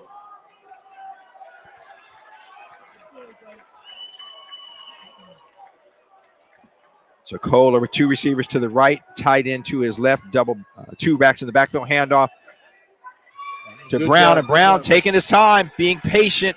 And he's going to be close to the first down. I think he's going to be just short, John. He was looking at and reading his line. Yeah, really fine play by Jason Brown, showing a lot of patience. Now they're going to bring it back to the 21-yard line. A yard and a half to go. Yep. So 4th and a yard to go. This is better. Look how they're getting quicker. Yeah, they did get up to the line. And the quarterback sneaking. Oh, John! I'm not sure he's going to get. Let's see where they mark the forward progress, but I think he may be short. That's kind of interesting. It's going to be interesting when they spot this. So this all depends on the spot. So John Kohler did the quarterback sneak, and he made an initial push, and then he was pushed back. So we'll see where they spot it. The nose of the football looks like it's just short of the 20, John. I think it's short. No, he's short. He's short. I think it's short. No, well, see, the rule is in order to gain forward progress, you have to get to that spot. Yeah. And then you get knocked back. If you didn't get to the spot, right. So that don't count. That's going to be a turnover on downs. That is a huge play with 1:21 left to go here in the third quarter, and the Fighting Irish trailing 20-3. Yep. So the turnover on downs. And, John, now the clock becomes a huge factor in this ball game because you're really probably looking at, I mean, if you can get Lake Stevens 3 and out, you're looking at the fourth quarter. Yep, exactly. And you're down by 17. Yep. 3 scores. So player in motion, that is Trace Hanks. And then the pitch over to Lamar. Lamar on and get him out of bounds. And that's what O'Day and now they're saying the clock will continue. So Lamar maybe a pickup of about 2 or 3 yards out to the 24-yard line. 3-yard gain on the play. Second down, 7 yards to go. So 3-yard gain out to the 24. 2nd and 7. Lamar, the lone back, beside his quarterback, Grayson Mirren. Mirren's got 2 receivers to his left now, 1 in motion. Misdirection handoff to Lamar. Lamar is going to be close to the first. He'll be short. About a yard and a half at the most.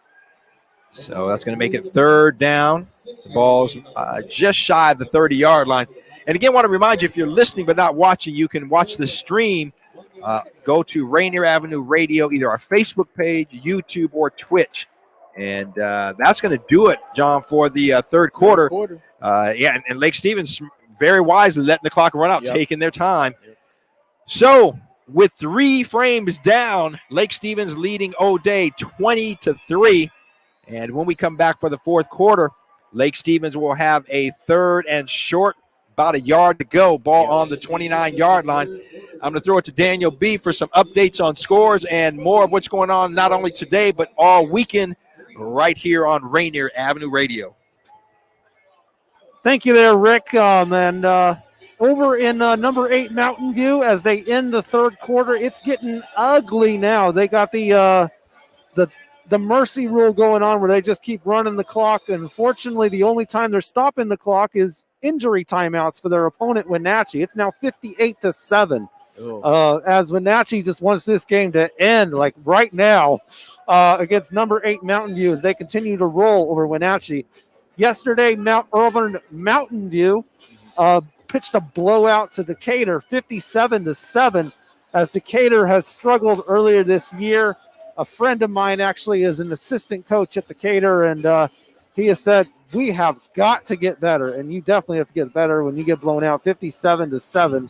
But a ranked team at number 7 Auburn Mountain View. In 15 minutes, we're going to have about 20 games kick off, about 5 of them in the Metro League, and additional ones. But we're ready here for the fourth quarter.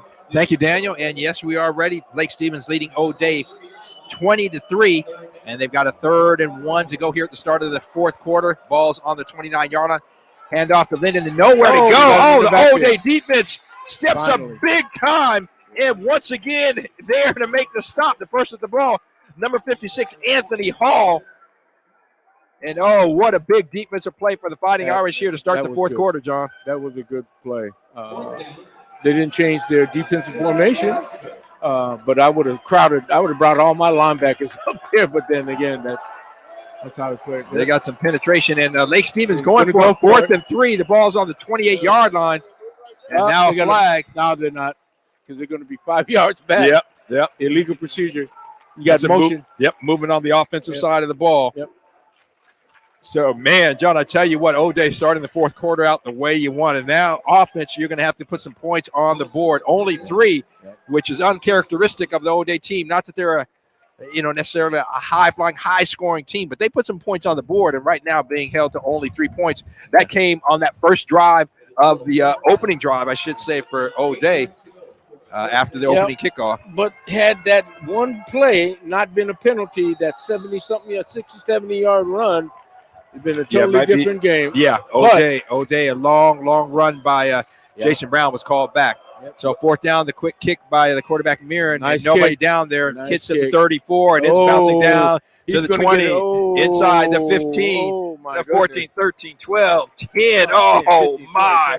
What a great play. That's about a 45, 50-yard kick. When you count 10, 15, 20. No, that's about a 60-yard kick. Yeah, I take that back. With the bounce. And O'Day, again, a big mistake there. O'Day did not have anybody back to field again. And you figure now, with the 4th and 8, they're going to punt it. It was a quick kick. Yeah. But you got to have somebody to field it for that very reason. So O'Day will take over now, 11:08 to go in the 4th quarter, trailing 20-3 on their own 9-yard line, John. Yep. And generally, you teach when you do quick kick, everyone has to hold their block, so that means no one's going downfield. Right. So you got to take advantage of that if you're O'Day. Yeah, you really do. So the Fighting Irish in the power I. Yep. And now the tight end goes from one side. Now a lot trips. of shifting, and they've got. They got too much movement. Yeah, they didn't. You got to be set for a second. Yeah. And they're going to call, I believe, O'Day illegal procedure. Yep. No, check it. They say moving on the defensive side of the ball. So we stand corrected. Must be. I didn't see the movement there. I saw the movement on the O'Day side, and I figured it was on them. So the Fighting Irish, that'll move the ball out to the 14, give them a little bit more breathing room. 1st and 5 to go. 11:07 left to play here in the ball game. Okay, that's what it looks like. Yeah, it was encroachment. So make sure to keep it right here on Rainier Avenue Radio, game number 2 of the Memorial Classic. Doubleheader both tonight and tomorrow. You can hear all 4 games right here on Rainier Avenue Radio. Jason Brown, the pitch to the left, cuts it back. He's got some room across nice the 20. run. He's got a 1st down. He got the 1st down. I'll tell you what, John, I'm giving the ball to Jason Brown. Yeah, I'm telling him, hold on to it. He had the one fumble. Unfortunately, John Kohler, pounced on it, and they did not turn the ball over. Yeah. But Jason Brown is getting positive yards every time he touches the football. Yep. And he runs very hard. Doesn't let the first contact stop him. But you got to run the plays. I mean, yeah, you got to get the ball off. You got to put the ball off quicker. faster. So misdirection, and Kohler's got a receiver open. And, just overthrows him. He had Joe Gallagher, the 6'1 senior, open. Gallagher had his man beat, and just within inches, John. You know what I would tell him if I was a receivers coach? Jump for that ball. Yeah. Make an effort to get the ball. You can't just reach your hand out. Right. That your hand is not going to be there. You got to leap to get that ball. Jump for it. Hey, what's there to lose? Yeah. You know? I like that play call on 1st down, kind of the play action. And Gallagher got behind the defense, but just could not make the connection. So 2nd and 10. And Kohler now in the gun. Shotgun. All right. And the snap is good. Yeah, good snap. And he's got a receiver again looking for Gallagher. He's open. And Gallagher goes, and a great defensive play there. No, they're calling it early. Oh, yeah, they're saying that. So Trace Hanks was there. And, John, I don't know. I mean, there was contact right as the ball got there. That ball was fluttering. It wasn't coming hard. Yeah. And so, it just it was a close call, but you know what? The referee's there. He's on the field closer to it than I am. And so they call pass interference, I believe, on Trace Hanks. Hanks talking to the referee there. And, Hanks shaking his head. This definitely being called on him. He's not happy about it. So let's see where they mark it. And I believe on the PA announcer upstairs, John, I believe is the former Garfield legend and made his way down to University of Oregon, Lamar Hang Time Hurd. All right. Yeah. So he is the PA announcer here. Okay, so it's only a 10-yard 10-yard penalty, so it's going to be 1st and 10. No, it's not a spot foul. It's a 10-yard. Got it. Why I was thinking it was right there. I was thinking, the spot of the foul. Yeah, but okay. So O'Day with the penalty now has a 1st and 10 on its own 36-yard line. 10:24 left to play. They're trailing 20-3, and Monty Kohler now looking to put the ball up in the air, And they've got to move the ball. They got to get some points on the board quickly if they want to have a chance to win this football game. So still some the referees huddled at about the 41-yard line and conferring. Yeah, and John, I thought it was it would be on the spot of the foul. So I'm not sure what they are. Well, we know the NFL is spot foul. Right. Okay, so here's the referee. Let's see. Unsportsmanlike conduct. So it's a okay. Hey, AJ. They took her home.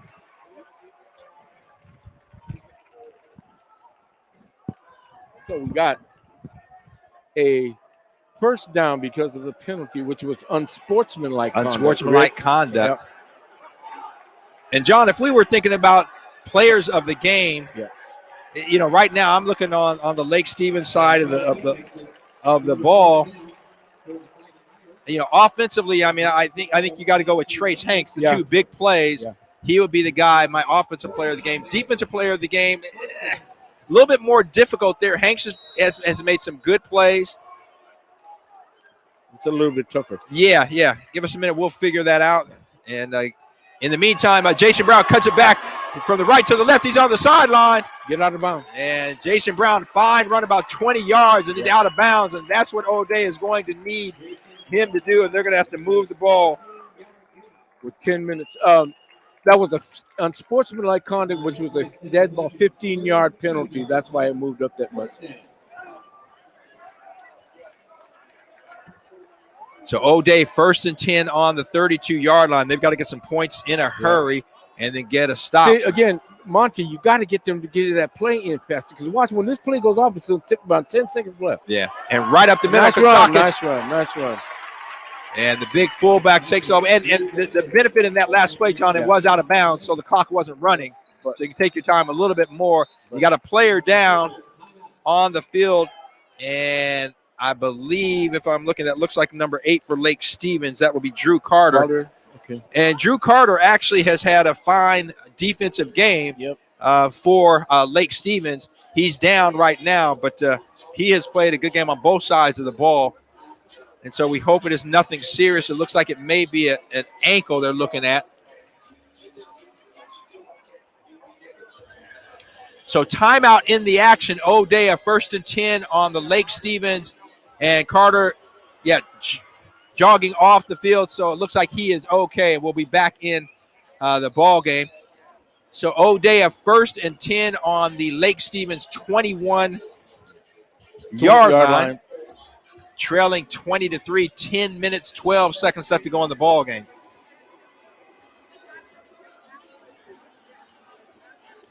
And we see Seattle Prep entering on one end of the field. They will be on the field here next.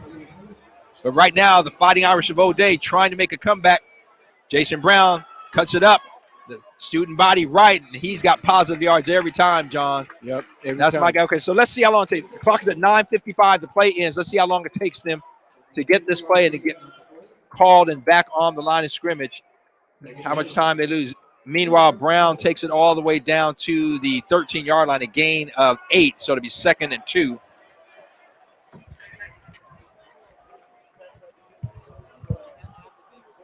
And O'Day will take it. And that took about 15 seconds.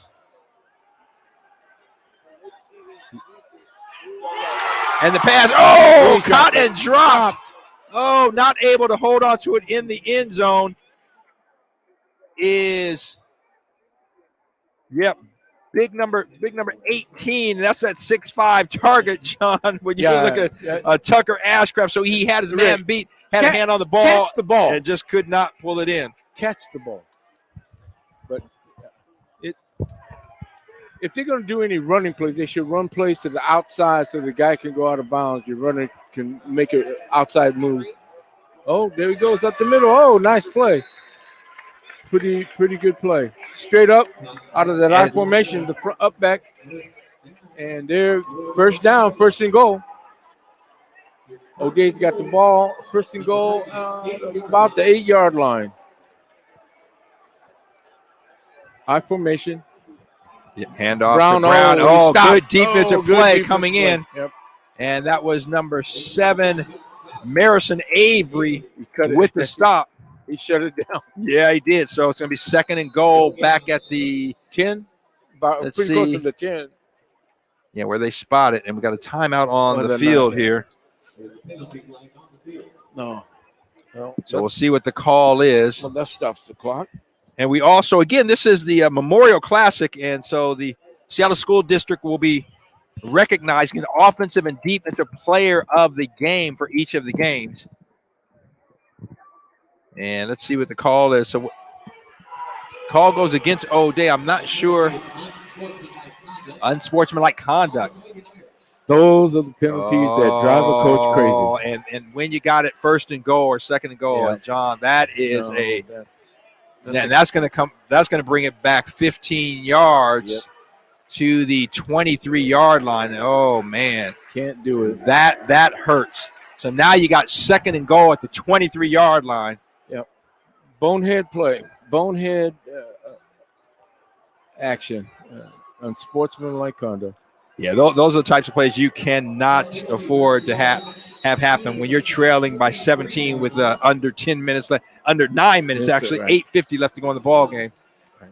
So Kohler under center and fakes the handoff, and then the screen, and it is read. Yeah, they read it well. Yeah, yeah. Even if that pass would have been better, he wasn't going to go anywhere. Yeah, and Drew Carter back in the ball game took a couple plays off, and he was right there to break that up. And again, a lot of pressure coming on Kohler. He just couldn't get the ball to Jason Brown. Yeah, he's been doing pretty good work in the middle of that interior defensive line. Drew Carter. Yeah. He's had a fine game on the defensive side of the ball. He's at one of those linebacker spots outside on the right side, O'Day's left side. They got to kind of rover. And Kohler looking for receiver. Nobody there. This is going to be picked off. And that's Carter with the interception. He's got some room on the sideline. And he's going to be knocked out at about the 25-yard line and a flag on the play. But Drew Carter, oh, man, what a play there to stop that drive, John. Yep. He read the pass. The pass was not thrown very well. Kohler forcing and his receiver was not there, and Carter there for the interception. Well, you got two thoughts here. You could work the clock and work the sideline. Why try to throw the ball deep? You still had enough time, but you can't risk throwing the ball like that into the middle, into the teeth of the defense. Yeah, now I'm not going to get on the coach for the play call as much as I'm going to get on the player for the decision out there. You've got to make a better decision. John Kohler's a senior. You got to know better. And in this situation where you have to get a score, it's not maybe, not you hope, you must get a score. You're down 17 points with 8:29 left to go in the ball game. You can't turn it over. No, you can't. And again, you look at the play call, you have consistently, with a student body left or right, pitching it out to Jason Brown, consistently getting 5, 6, 7, 10 yards on that play. And then he breaks some for, 10, 15, 20 yards. I'm like, it takes a little bit longer, but it's a sure thing. Let's get in the end zone. Yep. So on the return, a hold is called. And so Lake Stevens will take over at about the 13-yard line, it looks like, where the ball is spotted. Check that, the 12-yard line. Now it's just a matter of running out the clock. Yeah, it really is. Getting a couple first downs, and that's it. Yeah, because, again, O'Day's got to get 3 scores. They're down 17 points. Yeah. So Grayson Mirren in the gun, hands it off. And there might be no flag. I thought there might. Oh, and the runner breaks loose. It looked like he was down. He stayed on his feet. I believe that's Jaden Lamar. Yeah, John, we've talked about that over 2 weeks now. You got to wrap up the ball hips. carrier. L. Roberts, roll your hips, load it high. Wrap them up. Baby. Come on. So I believe that was Jaden Lamar.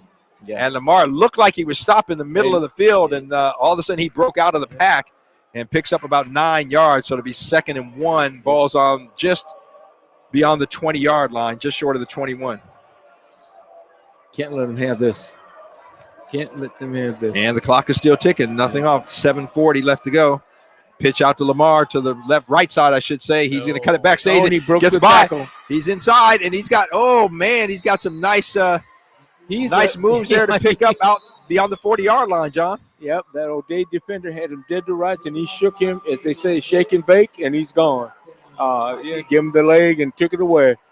So Jaden Lamar, yep, nice pickup there, and did a good job of cutting it back inside to keep it in bounds, and a nice pickup out to the 42-yard line. No. John, clock is still running. 7:20 left to go here in the ball game. Lake Stevens leading O'Day 20-3. Now field position. Lake Stevens could do anything. Any of those misdirections, longer developing plays, it doesn't matter. The time's on their side, but the field position is much better. And looks like, timeout. Lake Stevens, a late timeout. They want to make sure they didn't get the delay of game penalty. Yeah, you don't want to give up the 5 yards. So timeout on the field. 7:03 left to play in the game number 1 here of our doubleheader on Rainier Avenue Radio. Lake Stevens, the 4A team, ranked number 7, coming in against the AAA's number 1 team, the O'Day Fighting Irish, and leading O'Day by a score of 20-3. Yeah, hey, and coming up next, we got another Seattle school, Seattle Prep, ranked number 2. You know, Seattle Prep, aren't they a basketball school? Because we know that guy Granville. Yeah. They are. You know, they've had a good basketball program, but they got a young man by the name of Braden Smith. And if you have not been out, you talk about a 2-sport athlete, a phenomenal basketball player, and equally as good, if not better, football player. He's a receiver, John. Last year against O'Day, he led O'Day at quarterback. He's a backup quarterback. And I'll never forget, they were driving. They were down, I believe, 6 or 7 points. He threw an interception, did not let that get him down. They got the ball back. He drove that team down, and they got the touchdown and the extra point to win it, the 2-point conversion. So Braden Smith leading that Seattle Prep Panther team. Yeah. Yep, I know. He's a good fake. So Mirren fakes it, and then the misdirection. Good defensive play coming up. Nobody fooled there. Right. And again, staying at home and coming up for the stop. I believe that is number 7, if I'm reading that correctly. That is Zach Newson with an N on the end.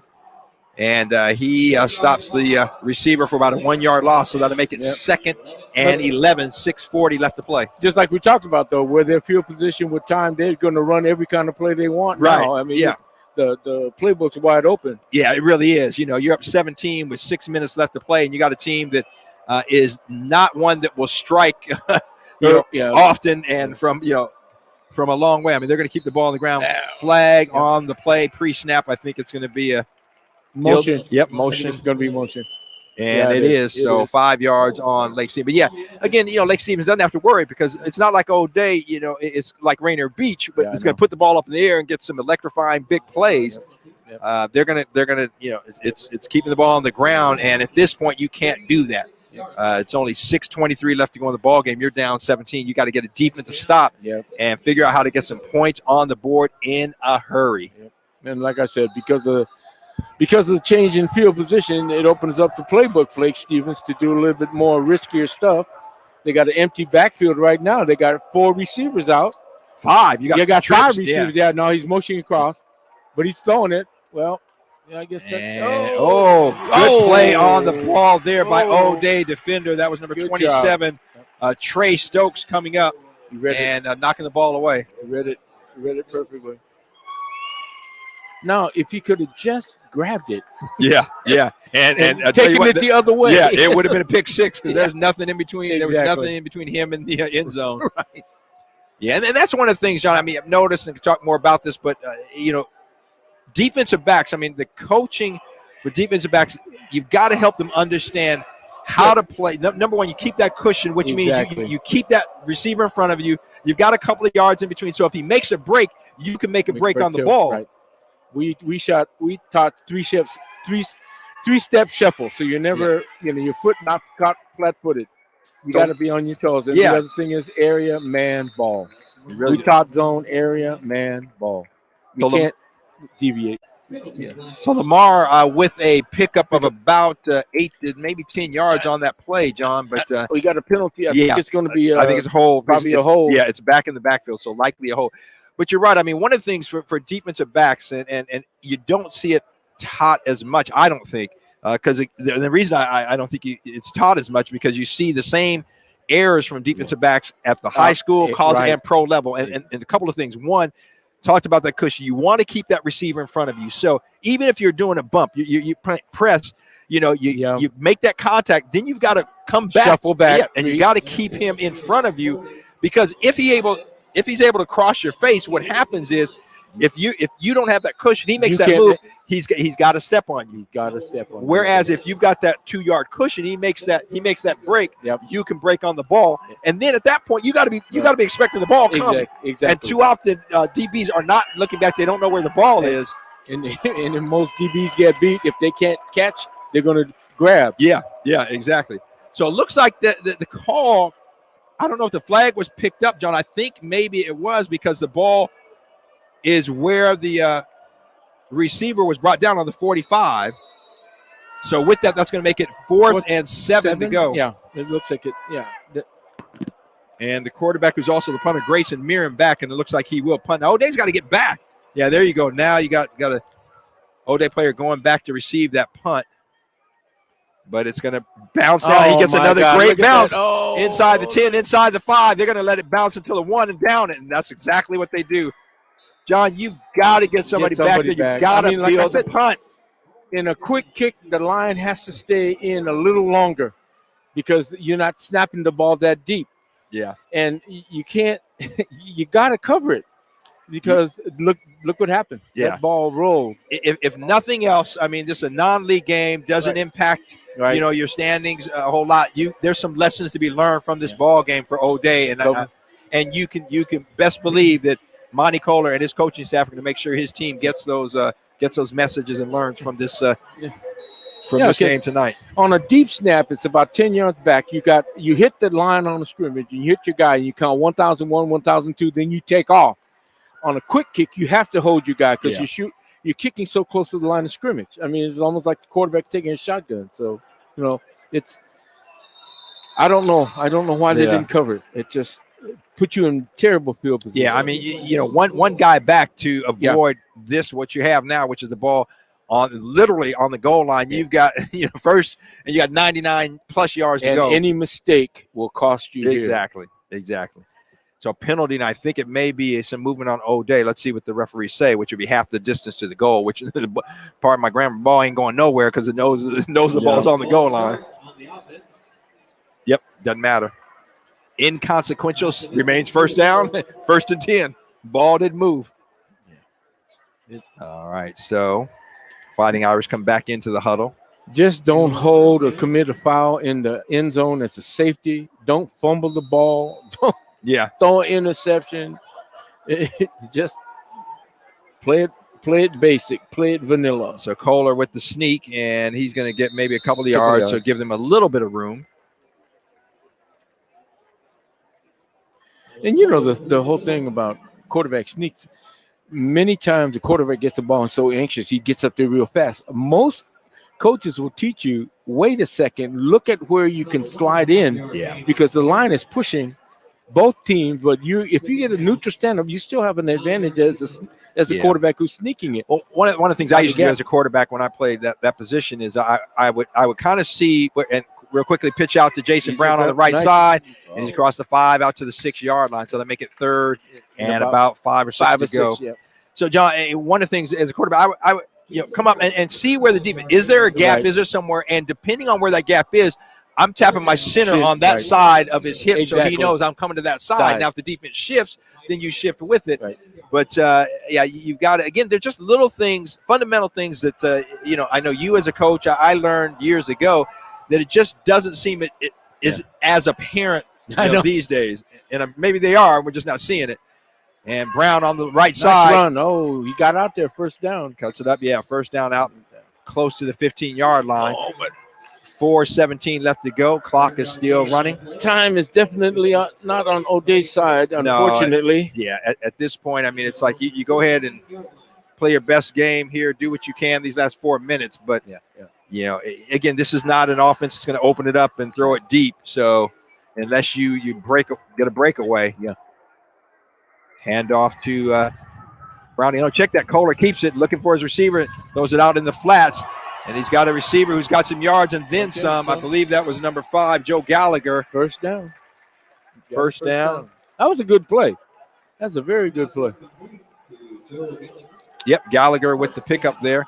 Out to the 30-yard line. So 3:50 and the clock is moving. Gallagher now split wide to the right side, which is the wide side of the field. And Kohler looking for him, throws it up. Gallagher trying to run underneath it. And it's going to be intercepted.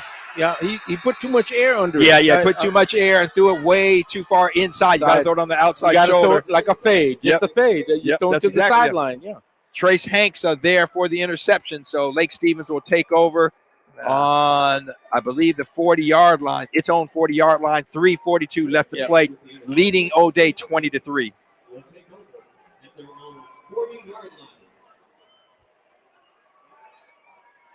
So I don't know. Is it a dominance of a 4A team that's highly rated, or some of the areas that O'Day needs to tighten up on, some of the mistakes that they made? Certainly that might be part of it. I don't see this total dominance of a 4A team over a 3A team. No, I agree, John. I think O'Day just is not playing one of their better games. Yeah. And Lake Stevens playing a pretty good game. Yeah. But I think on any given day, either of these teams could win. I think they're that closely matched. Yep. And Lake Stevens just played a better game today. They've been the better team. Right. It was 7-3 for forever. Yeah. You know? So the handoff to Hanks going in motion, and now he cuts it back. He's not going to stay. And he's cutting back. He's got some room. Makes a couple tacklers miss, and he's off in the races. He's got one man to beat, John. And not quite enough. And he fumbles the ball down. Hanks trying to throw the defender off. He dropped the ball. He's trying to say he was on the ground. He was not. That's a fumble, and O'Day recovers it. Oh, man. That's one of the weirdest plays I've ever seen. First of all, I thought he was going to score a touchdown. Secondly, he drops the ball. I think Trace Hanks, he just didn't have the juice in the tank, or the gas in the tank, if you will, and ran out of gas and tried to throw the defender off and lost the ball, and O'Day got it. So with 3:25 left to go in the ball game, O'Day will take over on the turnover on its own 25-yard line, trailing 20-3. A moral victory. Yeah, but you know what? Moral victory don't mean a whole lot at this point. John Kohler scrambling, looking for a receiver. He's got the short pass there, and it's going to be penalty incomplete. Flag is down, and the ball was knocked out of the hands of the receiver by Colby Easterling. Good defensive play. Yep. So let's see what the penalty is here. 3:16 left to go in the ball game. Holding. Nope, they're going to wave the flag. They're going to. Oh, you know what it was? I think they were going to call ineligible receiver downfield. I thought one guy was eligible, though. They had 2 receivers on that side. So the referees, and I like to see that. Referees, hey, I made a mistake. They wave the flag off. They pick it up. So incomplete pass, 2nd and 10 for the Fighting Irish on the 25-yard line. They trail Lake Stevens 20-3, 3:16 left to play in the ball game. Shotgun formation.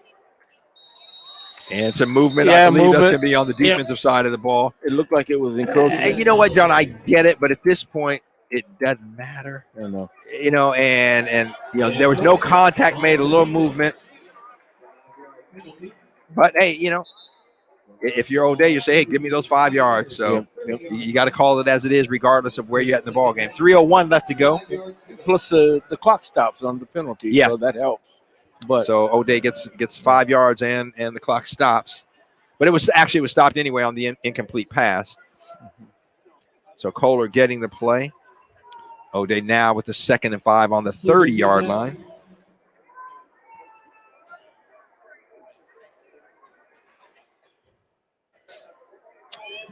And again, John, you'll be here with Juan Cotto for game number 2, featuring Seattle Prep and Mount Baker. Mount Baker I'm looking at them across the field, red helmets, white jerseys, and their black pants.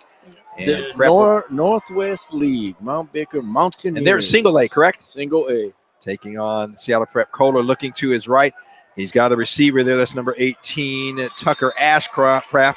And Ashcraft with the first down, a pickup of about 6 yards. Should have ran the other way to get out of bounds, too, because he would have had the first down. Spin. Yeah, exactly. He spun the wrong way. Spin to the outside, not the inside. Right. Yeah, at this point, you want to stop the clock. So the clock is still ticking. Under 3 minutes to play now. So the outcome not in question at this point. Kohler looking deep. He's got a receiver on the left side there, and over the shoulder attempt there, but Gabe Del Cielo. No, check that. Sam Lipscomb. Yeah. No, he played it well, but that was a better pass. Yeah. On his outside shoulder, yeah. He's got a good arm. I mean, he can throw that ball out to that sideline. No question. No question. I mean, he went from the right side of the field to the left side and downfield about 30 yards. A couple fluttered, but most of the passes have been on target, and especially where you place it. See, that's what I don't understand. You're trying to run as much quick, cadence, all that stuff, and you have to stop and call plays from the sideline. That shouldn't happen. Right. Get out of bounds. Again, finds Lipscomb, and Lipscomb. Yeah, he does get out of bounds. Oh, the ball's down. It's out, and let's see. They say it's live. Lake Stevens has it. One man to beat on the sideline, and quarterback Kohler knocks. That was number 8, Drew Carter. So Lipscomb had the ball. And again, trying to make a play, John, and I get it. You're trying to make something happen. And at the very tail end of the play, the ball's knocked loose. Dropped it. Yep. Unfortunately, and it was picked up by Drew Carter, and Carter with the big run back into O'Day territory down to inside the 25-yard line. Let's see. They're going to mark it. I think about the 24. Let's see. 24. No, hold on. No. It looks like right on the 25. The referee's standing. Let's see where he spots it. 20. Well, he's standing on the 25. That's come on, put the ball down. There we go. Okay, on the 25-yard line. I keep looking for a replay. But we don't have it. Yeah, we don't have it. This old school, baby. Yeah, if we don't see it, we don't know what happened. Yeah. All right, Lake Stevens takes over on the O'Day 25-yard line. Handoff up the middle, and going on the left side, that is Jaden Lamar. Lamar inside the 20 down to about the 18. I'd be surprised if we don't see any less of that. We're going to see more of that. Just direct handoff, off tackle, off guard, whatever. And Lamar with the 6-yard pickup to the 19. Yeah. So 2nd and 4 to go for Lake Stevens. 2:14, 2:13, 12, and the clock is ticking. Let's see if we can do a prediction here. It's going to be a run. And I say a run. Let's run to the strong side, to the right side. Let's see. Well, the ball's in the middle, but I'll call it the strong side. And I'm on. Yeah, and there we go. Off back to the right side. Guard. Yep. And that is Lamar once again. He'll have a first down inside the 15. Yep. It's good enough for a Viking first down. So Vikings with the first down, ball's on about the 13-yard line. A minute 51 left to play here in the ball game. And Lake Stevens is going to come away with the victory here, John. They lead at 20-3. So the outcome not in question. The final score, maybe. There's still time. That could change. Not likely, but it may. As the Vikings knocking on the door at the 13-yard line of O'Day. Handoff once again. Yep. And to the right side, that's Jaden Lamar. Lamar goes from his left to the right side. He's going to be brought down at about the 10-yard line. So pick up a 3. 1:20 left to go. And John, I probably got to run 2 more plays. Yep. Well, maybe, I think they're going to have to do 2. Actually, they're letting the clock. There's 20, but actually, they may be able to just this one play. There's 20 on the play clock. Let's see if they let it run all the way down. 16, and quarterback Grayson Mirren just standing there, and not. I think they're going to run that play clock down. Smart play, and you know what? I appreciate it. So with 8 on the on the play clock, they're going to have to get one more play off because there's about a 9-8 second difference between the play clock and the game clock. 44 on the game clock, 34, 33, 34, 32 now. Yeah. So about a 9 second difference. Yep. So we'll have one more play here. And again, I appreciate not trying to run up the score. Let it run out. You've got the win in the bag. So Lake Stevens is going to walk away with the win. One more play in the ball game. They lead it 20-3 over the Fighting Irish. Grayson Mirren in the gun. He's got 2 receivers to his right, 2 to his left, and then Jaden Lamar. And with 4 seconds on the play clock, they call timeout. And so 7 on the game clock. And they call timeout, so they're going to have to run one more play, John. There's still time on the clock. Yeah. So O'Day coming off the field, but the game is not over. So, yeah, and the referee's telling the box to reset the clock to 12 seconds from 7 to 12, or 13, check it. So 13 seconds, so there's one more play here left in this ball game. Number one of 4 games this weekend, a doubleheader today, doubleheader tomorrow. I'll be back to call the play-by-play for Garfield tomorrow. And they play, is it 8? I keep hearing people say AC Davis? AC Davis. Davis High School out of Yakima. Okay, I thought Yakima. I didn't know that. Yeah. I've always loved to call just Davis, not Davis, the AC. right, but it's AC Davis. Yep. So Garfield and Davis tomorrow at 2 o'clock. But coming up here in just a few moments after this game, Seattle Prep. And that's good sportsmanship. They Grayson Mirren just kneels on the ball. So that's going to do it. The final here, Lake Stevens over O'Day by a score of 20-3. And John, as you take a look at it, keys in the ball game. If we were talking about this earlier. If I had to say an offensive player of the game, I probably would give it to Trace Hanks. He had the 2 big plays: a 70-yard run, 70-yard catch and run. I would agree. Defensively, I still like Drew Carter. I think he made the big interception as O'Day was driving. And made a lot of stops on the line as a run support. Yeah. So that will do it here with game number 1. And coming up is Seattle Prep and Mount Baker Mountaineers out of the Northwest League. So that's going to do it for me, Rick Dupree. But don't go anywhere because we got the great Juan Cotto. Along with John Yasutaki. And we have enjoyed bringing you game number 1. We'll be back. I should say we, but that's me tomorrow. Rainier Avenue Radio is still here. Juan Cotto, John Yasutaki, Tony B running the camera. Daniel B running the audio behind the scenes, and we are here live at Memorial Stadium for the Metro League Memorial Classic. Well, that's game number 1 in the books. Lake Stevens beats O'Day by a score of 20-3. I'll see you tomorrow. Juan Cotto, John Yasutaki up next. Mount Baker and Seattle Prep right here. Game number 2 of the Memorial Classic. At this point, I think I'm going to throw it over to Daniel B. He's going to update you with some scores and everything going on, not only tonight, but this weekend in prep football right here on Rainier Avenue Radio. Daniel? Final score for Mountain View over Wenatchee. It was a 58-7 with the finish there. Early scores coming in for games that kicked off about 20 minutes ago. Surprising, number 13, Lincoln out of Tacoma is leading Bellevue early on with 7 minutes left in the first. It is 7-0 over Bellevue, number 2. And Yelm is up slightly over Timberline, 8-6. First 3 minutes left in that. And in addition to that, Ferndale leading is actually trailing. Number 9, Ferndale is trailing Arlington early in the first quarter, 6 minutes left, 0-6. And in Metro action, you got Lakeside leading Nathan Hale 8-6 in the first quarter. And Bishop Blanchette has already given away a touchdown and a safety. They are now down to Skyline 9-0. First quarter, 5 minutes left.